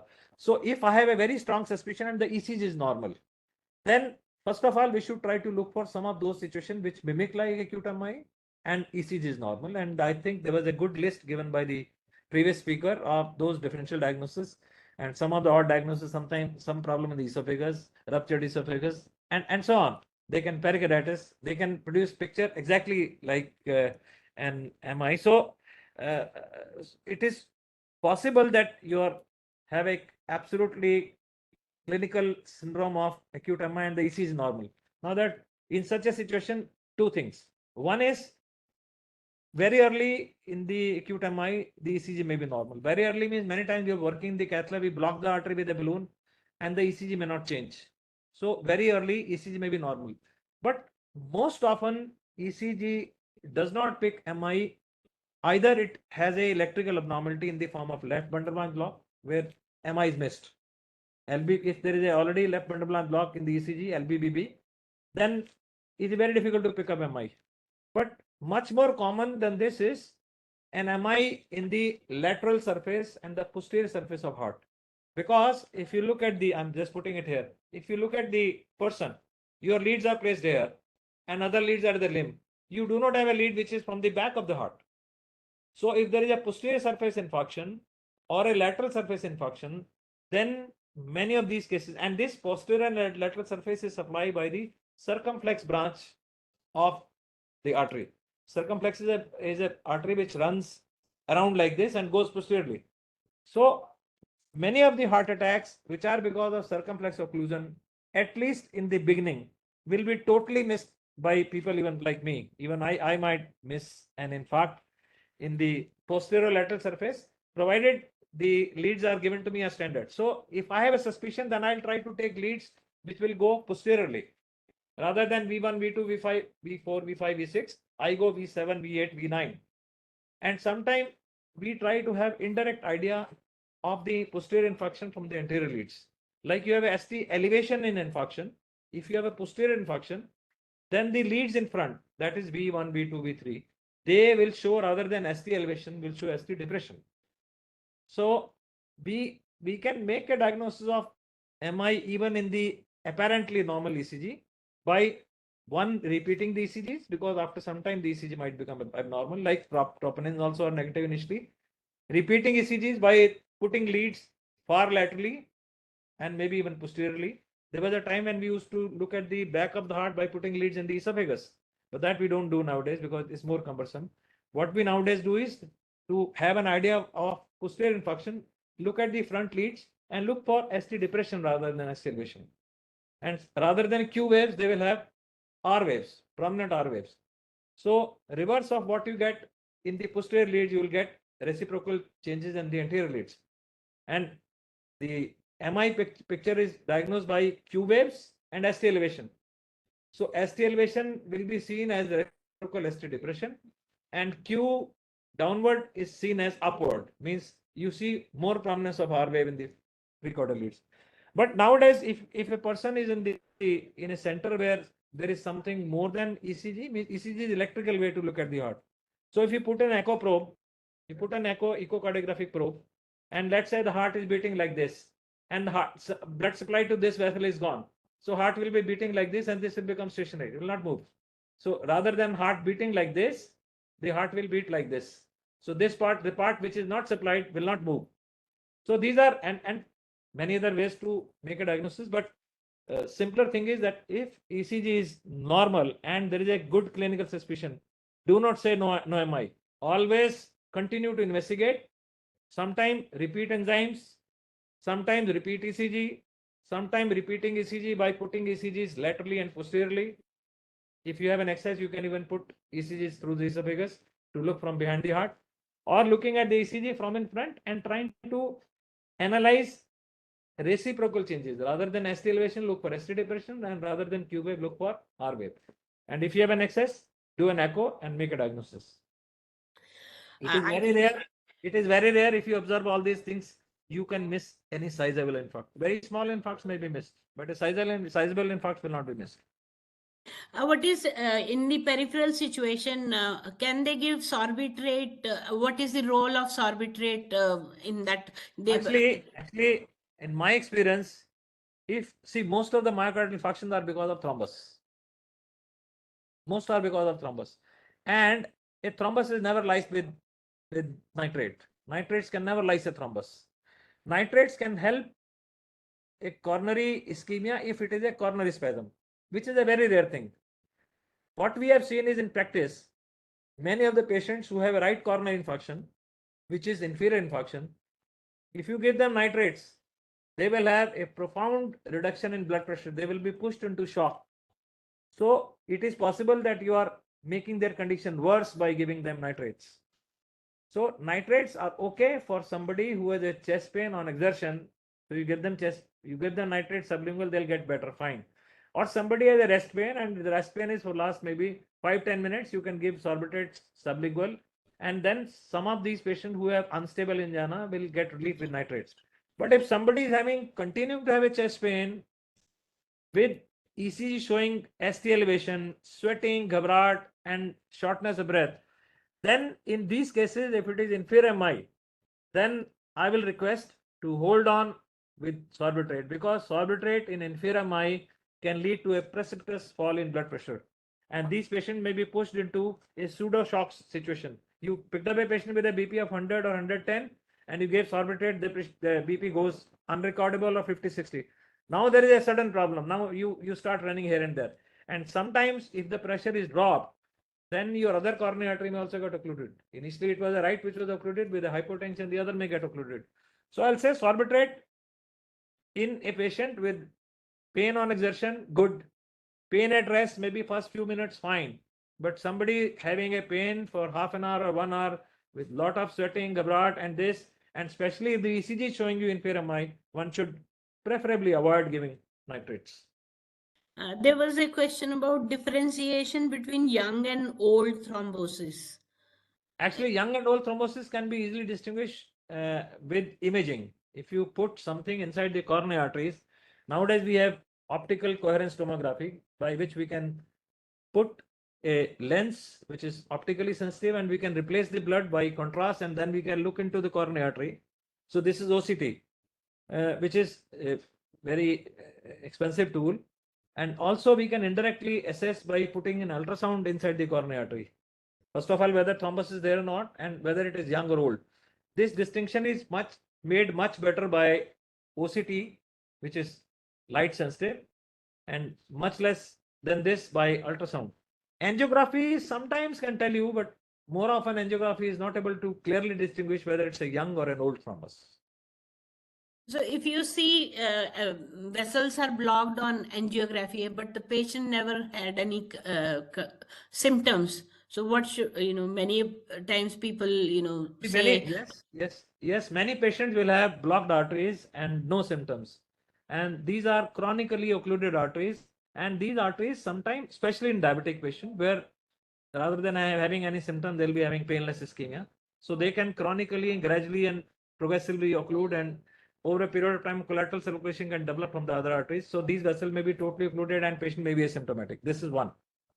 Second is non-diabetic patients can also have an occluded artery, and he might have got an acute occlusion sometime in the past because of a thrombus formation. And the presentation of thrombus and MI may not be chest pain. It is possible he has had some gas.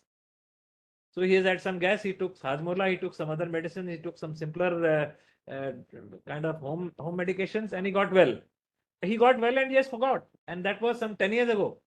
Or he did some overeating and took some alcohol, he attributed everything to alcohol, and it was actually a thrombus. So both kind of situations can be there, that you have occluded artery and asymptomatic patient. Most often diabetic, but sometimes non-diabetic getting an occlusion, and that occlusion presenting not with classical symptom, but presenting with atypical symptom. And now circulation is through the other vessel. So they will be largely asymptomatic, at least with moderate exercise. Should there be any intervention for these patients?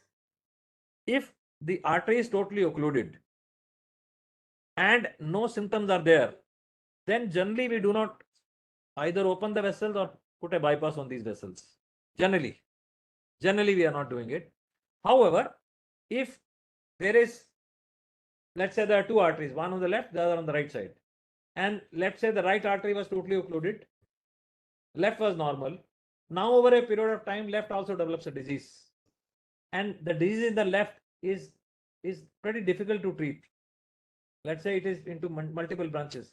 Then it is preferable to open the right, because then the right will keep supplying the left also. So in such situations, we can open an occluded artery even if there are no significant symptoms. But generally, an occluded artery we do not address unless patient is symptomatic because of that. Because and the reason being, the opening of chronically occluded arteries is very difficult.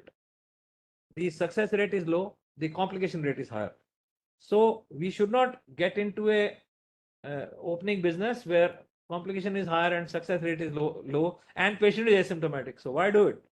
And However, sometimes, I know of one patient. Patient was being taken for some kidney thing, and angiography was done, and they found that the cardiac vessels were also blocked. So they put a stent there, and that patient kept saying, मेरा unnecessary stent डाल दिया, मैं तो kidney के लिए गई थी और heart में that is stent there. डाल दिया. That I'll say that kind of a difference of opinion will stay always. And unfortunately, angioplasty is one of those procedures, unlike any other procedure, where a CD is given to the patient. CD of a procedure is given. No other procedure. You undergo lungs replacement, you undergo whatever renal transplant or CABG. Nobody tells you that. Only few lines will be written. This was done. Angioplasty, you give. In fact, anything you do, it is recorded on fluoro. And your friend somewhere will look at critically and will try to find something and kind of a pinprick those areas. So I'll say majority of the time it is like this. However, there are some situations when like just now I opened a chronically occluded right coronary artery in a patient who's apparently asymptomatic. This fellow was shifted to me from adjoining a closed hospital where he was on ventilator for 1 month, on intra-aortic balloon pump for 1 month, and he's on dialysis for last 1 month. He has a left main coronary artery which is very bad. It's very, very difficult to treat. And for treatment of left coronary artery, I'll need a hemodynamic support which will cost about 25-30 lakh rupees. This patient cannot afford. So now I have, even his right coronary artery was told to everybody that no, this cannot be done and this is not required. I've opened his right coronary artery right now, just 15-20 minutes ago. And now after the right is opened, Now my job to open the left will be relatively simpler, because when I'm opening the left, right will be supplying the left for a while. So I may not need those costly devices which are costing 25-30 lakh rupees. So sometimes we address these occluded arteries, but as a rule, I will say, as a rule, we do not address totally occluded arteries when the patient is asymptomatic.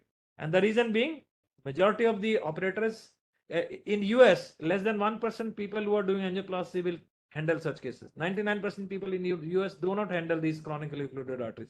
Reason being, they are difficult, they invite more complication rate, and the failure rate is also very high. So stay away. Thank you. Sir, you've been using, there are several thrombolytic agents available. Streptokinase had been there for a long time. Now we have altiplase, retiplase, tenitplase. You know, what are your experiences about these? There is absolutely no doubt that we started with urokinase, which was the weakest. Then we came to streptokinase, which was a little stronger than urokinase, but used to have some allergic reactions. And it was better than urokinase, of course. But then we started to get selective thrombolytic agents. The selective thrombolytic agent, the main difference between selective thrombolytic agent and the workhorse streptokinase, which we still use in most of the cases in the country, is that the newer thrombolytic agents are very costly.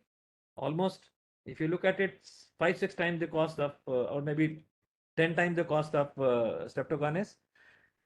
Number one, but they are definitely safer as far as reactions are concerned, and they are much faster compared to streptokinase. And as far as rebound is concerned, those which are more effective have a higher chance of rebound. So if you open the artery with the newer thrombolytic agents, the efficacy will be more, but the chances of reocclusion are also more. So you tend, after giving thrombolytic, you tend to continue with heparin with these cases.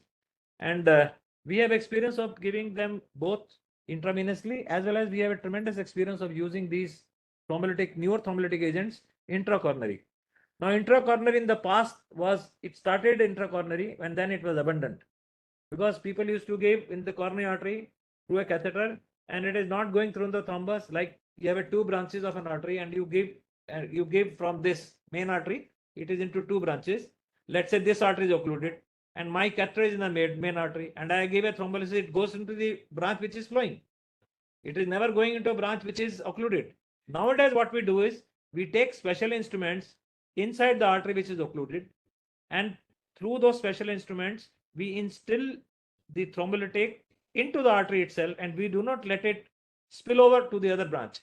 So that way, if I am using tenecteplase, I just use kind of 5 lakh units only, and rather than using 30, 5 is enough, and that is entrapped in that vessel with those devices, and they are very, very effective. So that way the chances of getting into problems related to systemic thrombolysis are less. So if you ask me what is the role of new thrombolytic agents, I'll say they are very effective, they are costly, they are without anaphylaxis, but if you want to give them the way it was being given in the past, putting in a catheter and letting it go, it will never be going to the thrombus. It will be eaten away or stolen by a vessel which is flowing. So it is better to put it into the clot in a vessel which is occluded by special devices. And if you can do it, much smaller dose is very effective, and the chances of getting hemorrhage and other problems are also much less.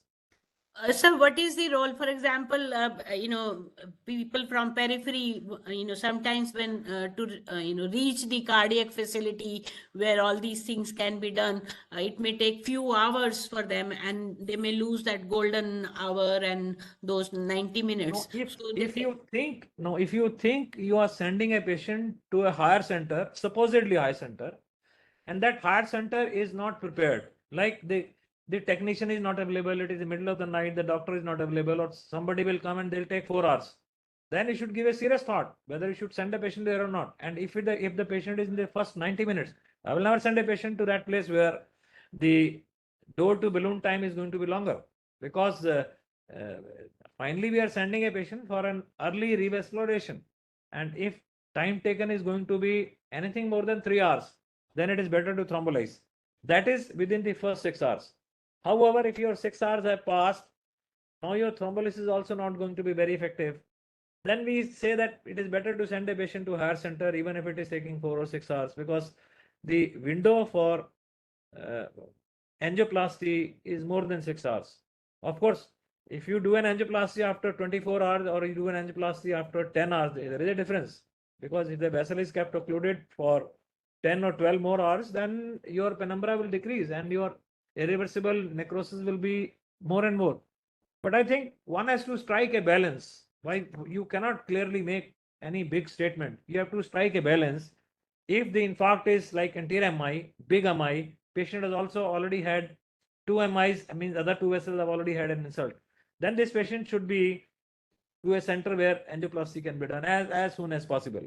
Whereas if it is a kind of a lateral MI and the left ventricle is largely normal and the cath lab is going to take a lot of time, then I think it is better to thrombolize rather than sending a patient to a center where angioplasty is available. Sir, So one as has to strike a balance and look at everything.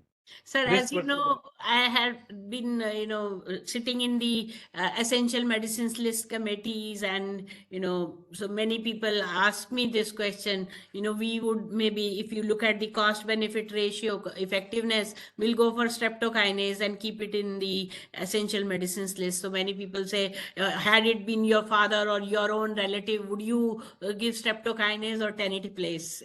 Certainly not. Certainly never streptokinase.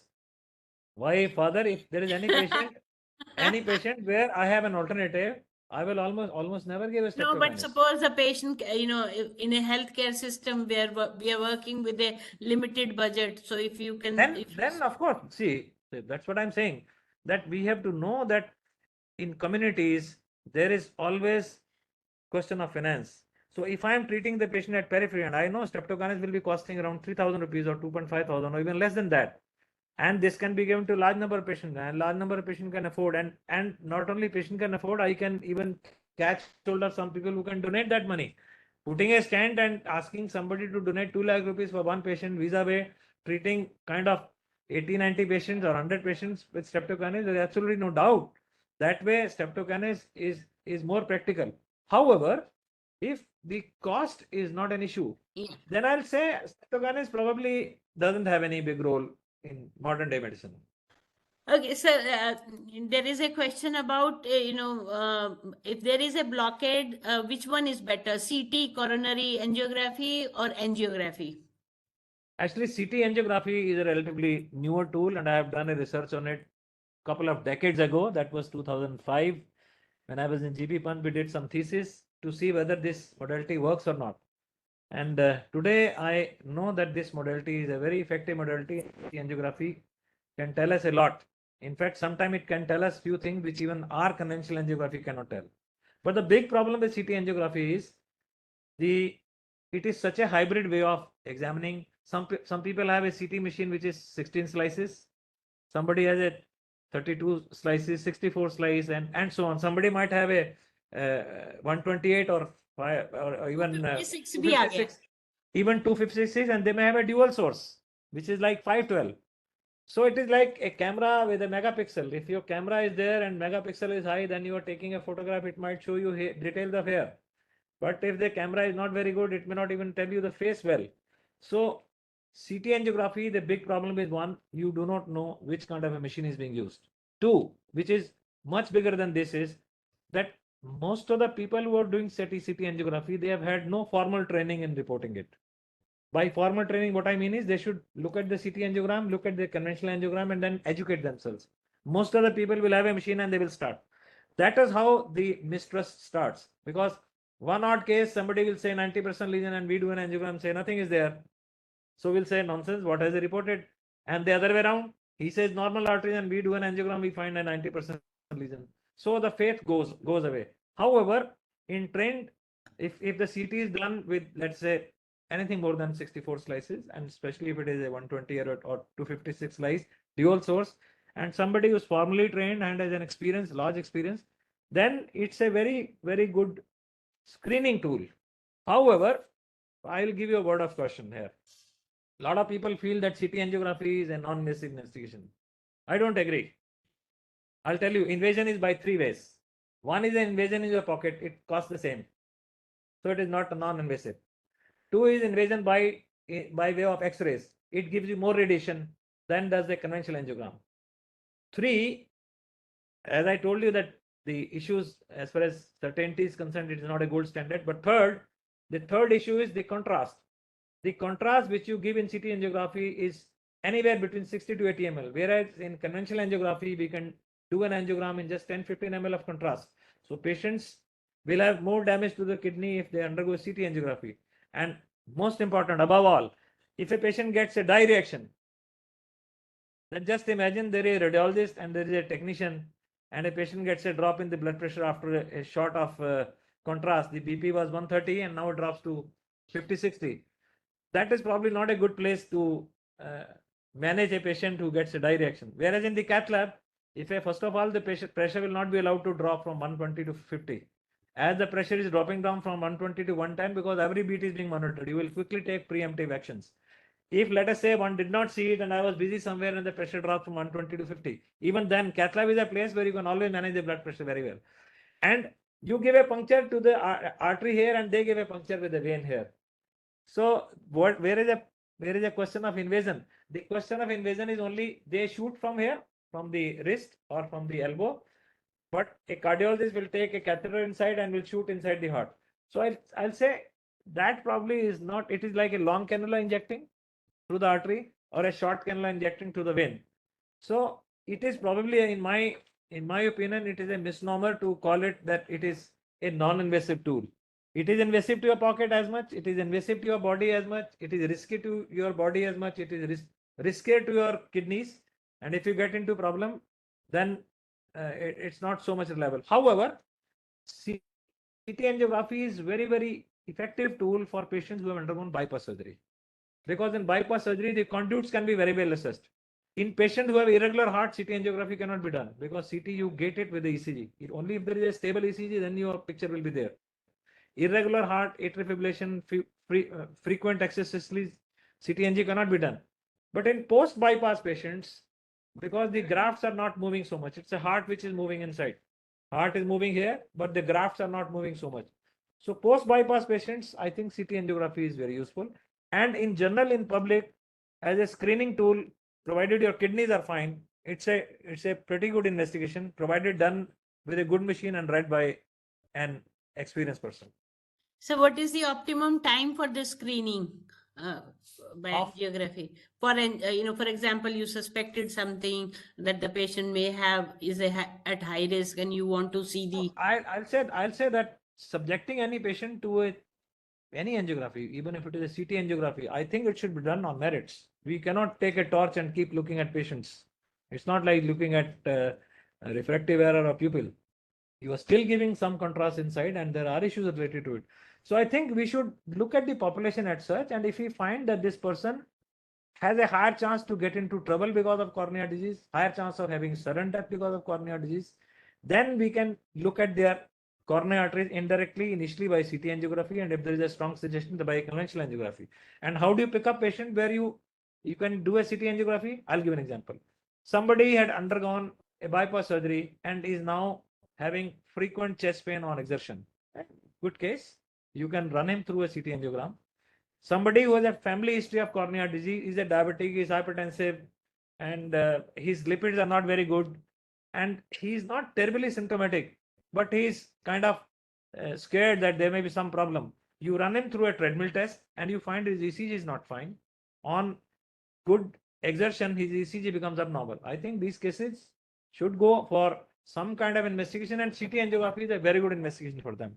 But many times patients come to emergencies and they have a heart chest pain and ECG is showing heart attack, and then people will say कि CT angiography kar lo. I think that is probably not correct. That's a situation when you have to take the patient to a cath lab, do a conventional angiogram, and if there is occluded artery, open it up there and then.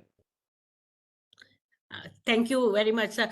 There was a question about, once the patient has been given thrombolytic therapy, the timing to start heparin therapy. So I think, as I alluded to, that if your thrombolytic therapy was the weakest agent like urokinase or a little stronger agent like streptokinase, then the chances of reocclusions are not so high. So of course, you you would tend to supplement your thrombolytic therapy with your heparin. However, if you are giving newer and more potent thrombolytic agents, then you have to start your heparin, because the effect of these thrombolytic agents will go off after about 1.5 to 2 hours. Then the effect will start getting down, and somewhere 5-6 hours down the line, then they are kind of not there in the body. So I think after a couple of hours, you should think of giving heparin to these patients. I think there is one question about, is CPR helpful during way to hospital in pulseless MI patient or in atrial fibrillation? Well, CPR is very effective. This morning we did a angioplasty on a patient. This was a 60-year lady. She had undergone a CT angiography which showed a 90% left main and right side occluded. So this patient was anyway supposed to be taken up for a conventional angiography and surgery. This patient was being seen in All India Institute of Medical Sciences, and I don't know for what reason, because the CT angiography showed that the left main has a very tight lesion. So if you put a catheter, the patient can possibly die by even doing an angiogram. So angiography was not done, and this lady landed up in a cardiac arrest in our hospital. She had some chest discomfort, was being brought, and she passed away. So she was brought BP-less, pulseless, without any respiration, and people were not reacting. Then CPR was done, which has continued for 2 hours. After 2 hours, she started having some activity, and then after about 5-6 hours, she started to open her eyes. In the morning, we have done angioplasty on the left main of this lady. So no doubt, this case was kind of declared dead, and somebody who had a right occluded left 90%, aims people not even doing an angiogram, is brought to you pulseless, BP-less, no respiration, pupils not reacting. I think most people will say, chhod do, kuch nahi karna. But our team worked for about 2 hours. Some rhythm comes, rhythm goes off. And finally, this patient, of course, was ventilated, and all ACLS help was done. And this morning we did the angiogram. We confirmed the same thing. Right was occluded, left had a tight lesion, and we stented it. Patient has been extubated. So this, I'm citing the example that CPR is not to be done only in some of those situations where somebody is down with, let's say, cancer, is fighting with cancer, he's already very sick. It's 2 years that he's just decreasing his weight. He's lost his weight from 60 to 30 kg, and he has written DNR, do not resuscitate. That is what is his last wish. So I think it may be, probably should give respect to his or her will, that I am dying slowly, do not resuscitate. Otherwise, I think CPR should be given to anyone and everyone, and even kind of dead people can get out. Yeah, 2 hours is quite a, you must have worked very hard. Yeah, 2 hours is quite a time. 2 hours means it is not a 2 hours of total arrest, means 2 hours arresting, coming out, and again arresting. So it is kind of, see, this is what my team was telling me. हम 2 घंटे लगे रहे हैं जी, थोड़ी सी rhythm आती थी, बंद हो जाती, but we continued. And the patient was intubated. So they intubated the patient very fast, which is very important, because if airways are not taken care of, then cardiac massage per se may not be sufficient enough, especially for brain hypoxia. So a few words about immediate post MI care. Discharge कब करते हैं उसके बाद? I'll say that nowadays we kind of, like the hospital in which I am working, and many of the hospitals like this, we have a new term, aborted MI. Means somebody come with MI, chest pain, ghabrat, sweating, and whatever, and you do an ECG, you find ST elevation and one of the leads, and you know the target from outside, left anterior descending artery, circumflex or right coronary artery. You already know before a patient goes to the cath lab, and you have taken the patient to the cath lab, and in the cath lab one, and the heart which was supposed to be like this is like this. One part is not working. Now the moment you revascularize this patient, and if it is done in a very short time, then slowly the part which was not working will also start working. These and ECG ST elevation will settle down, and some of these cases next day if you see the ECG may be normal. Now these cases, nowadays the term used for these cases is aborted MI. This MI was never allowed to perpetuate like this, and it got aborted. Some cells will get necrosis, but they are so small in number that they will not be picked up by echo or ECG. These cases with aborted MI we send the next day. Next day, they go home, and they go home walking. Not that they go home in a wheelchair and no, they go home walking. On the contrary, if there is an individual who's got an MI and it's a large MI, and rather than a heart contracting like this, it is only some part is working like this, the rest part is not working. These are the cases which will stay in the hospital for quite some time. In fact, many of these will die eventually because they will go into a heart failure syndrome, and it may be difficult to get them out of this heart failure syndrome. And so more the muscle loss, more the dilatation of the left ventricle, poorer the prognosis, longer the stay, and many of these patients, even if you discharge them from the hospital, they will go home and will be doing only this kind of exercise, this much. They will not be walking around. So I think you will have to individualize. If you have done, let me again tell you, if you have done the same thing with your thrombolytic agent, it is possible that you can discharge the patient from periphery also. Let's say there's a patient who comes to you with chest pain and all those syndrome, and he's come to you in about half an hour or 1 hour, and you gave a thrombolysis. 20-30 minutes down the thrombolysis, his pain disappeared, his ST segment also settled. He's now sent to another hospital where echo is done. Echo shows that he's contracting well, EC is normalized. So he's fit for discharge next day. It is again, this will qualify for an aborted MI. On the contrary, if it is a completed large infarction, I think it will depend upon other things. And I'll say that one should think of making them survive, forget about discharging, let them stay in the hospital, but jinda jana was say. Sir, antiplatelets after discharge, what therapy is most vital for nowadays there is enough data that if somebody has got an acute coronary syndrome, whether it is ST elevation MI or not, whether you have given thrombolysis or not, and whether you have given stent or not, in any situation after an acute MI, that means a plaque rupture, and a plaque rupture presenting with symptoms at rest, then individual should receive 2 antiplatelets for at least 12 months, unless there is a contraindication. So that statement is relatively bold. After an acute MI or even ACS, stenting or no stenting, thrombolysis or no thrombolysis, 2 antiplatelets for a minimum of one year, unless there is a contraindication. Now, so if you tell me that somebody's got complicated with a brain hemorrhage 4 days after the MI, the story is different. Then the story is different. But in the absence of an absolute contraindication for antiplatelets, 2 of them for at least 1 year. Sir एक और बड़ा burning patients का सवाल रहता है कि कितना activity कर सकते हैं. Again, I'm telling you, it will again depend. If it is aborted MI, you are available for activity from the next day, and most of our patients will walk out. कई बार हम बोलते हैं दूसरे की trolley खींच के ले जाओ, कुछ नहीं होगा. On the contrary, if the muscle is going, patient has had left ventricle dysfunction, then I think these patients, depending upon how much muscle loss was there, how much is the heart failure syndrome, how much is the dilatation of the ventricle, they should be gradually kind of rehabilitated, because gradual rehabilitation will definitely help the patient not improve the heart, but improve the physical conditioning. Because with whatever, even with 20% ejection fraction, some people have a better lifestyle. Others will with a 30% ejection fraction do not have that good quality of life. So to improve your quality of life, it is very, very important that rehabilitation is done as early as possible. It should be as gradual as possible.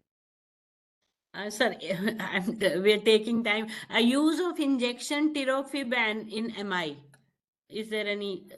Well, tirofiban is a very effective drug in MI. In fact, it has been added on to anticoagulants like heparin. It has also been added on to thrombolytics. But in our practice, we very commonly use tirofiban in patients with acute coronary syndrome, whether acute MI or non-MI, means non-ST elevation MI, provided we find lot of angiographically visible thrombus. If we find a visible thrombus in the coronary artery, and there is a lot of there are some definitions by which we define it's a small thrombus or a big or moderate thrombus, and if we find there is a significant thrombus in the coronary artery, which is like a filling defect, then we generally feel that it is better that we handle this thrombus with drugs, because if you open the artery with a stent and a balloon, then this thrombus will get embolized distally. It will block the distal vessels. Stent is not going there, balloon is not going there. However, if a person is on these 2B3 inhibitors, they will take care of a thrombus at a site remote from the place where you have worked.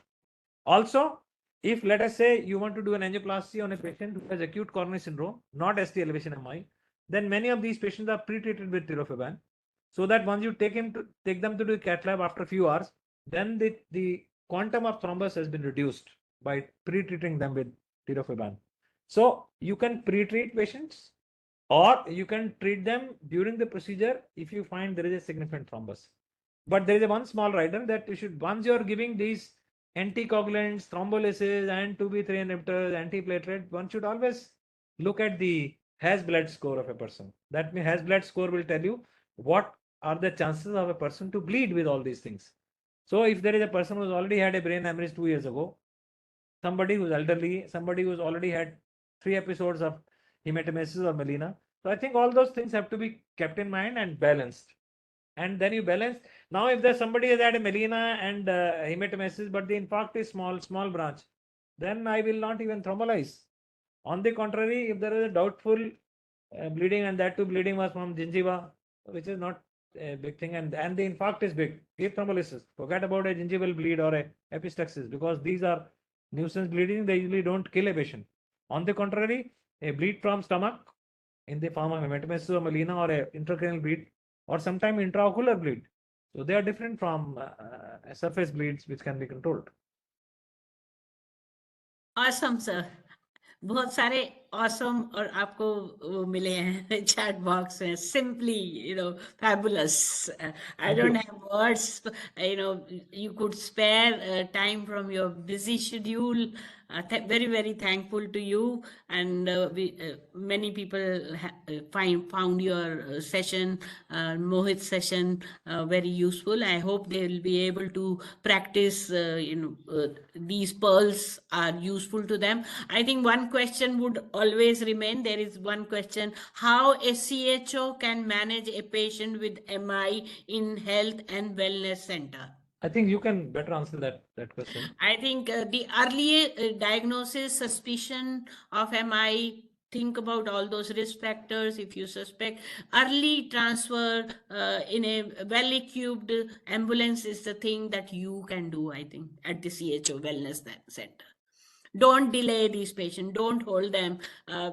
If you suspect that this patient may be having MI, transfer them as early as possible to the nearest place. And referral is, as sir has already mentioned, आपने बोल दिया कि refer कर दिया, वहाँ चले जाओ, and that person is not available, or they don't have that facility, so that would lead to a wastage of time. So referral should be always after talking to the place. This is the patient coming up, and this is what the condition of the patient is. You should also write down all these things, details in the referral note as well, because incomplete referral, or just saying that see the heart, or you are suspecting MI, that won't help. So proper referral note should be there, all symptoms, things you have done, and immediate transfer to the nearest facility where these things can be done. I think with this, I have no more questions. We had a very marathon session of question and answers. Thank you very much, sir. We are so grateful to you. Thank you so much. Okay, I forgot in that process, post-test ka link डालना है. Okay. I am putting this post-test link in the chat box. I was so engrossed with the question answer session, so I forgot. Let me just put this in the chat box. Kindly fill it up. I'm also putting a link to the feedback of the session. Please do provide us with the feedback. This is very important. That helps us in selecting the topics, and that helps us also in understanding your needs. This is the feedback form I'm putting now. Please open up both these forms. These forms will be available. You can do it, submit it, but submission is very important.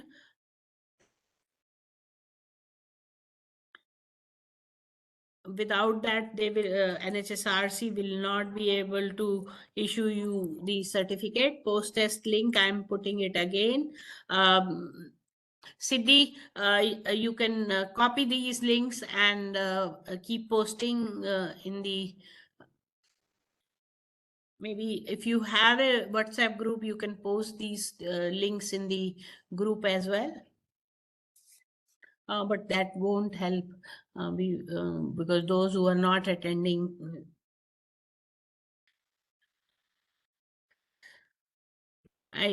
Siddhi?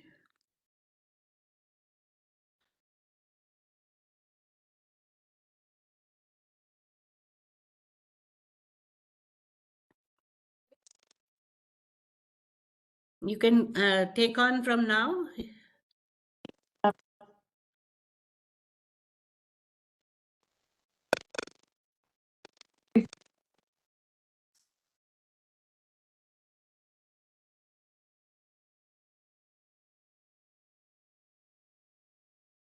Regarding, somebody was asking about the app. There are various apps. Watch, Apple Watch is there. You know, this.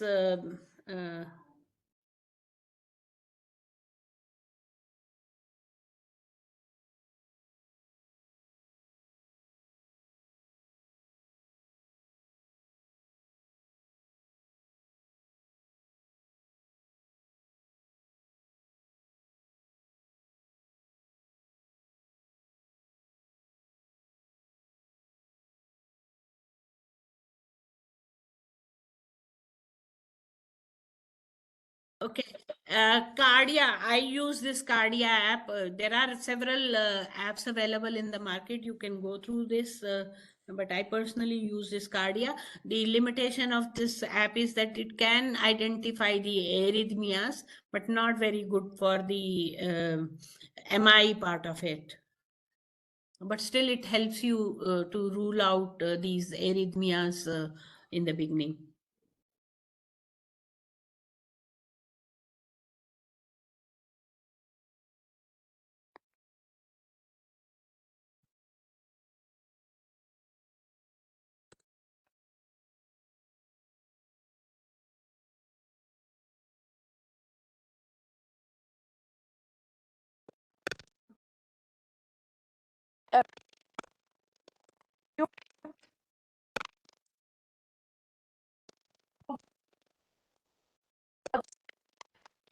Your voice is breaking.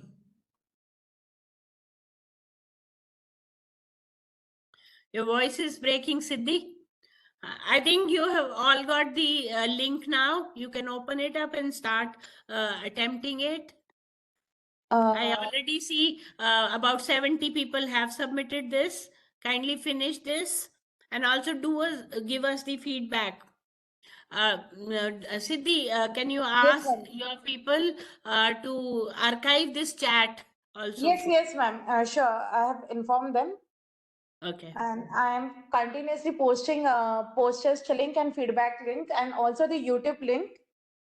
And dear participants, the next lecture of this series is on managing birth asphyxia on 18th November 2023 from 2:30 p.m. Thank you all. Okay, I'll take the your leave now. Okay, Thank carry you, ma'am. on. Okay. Thank you, ma'am. Okay.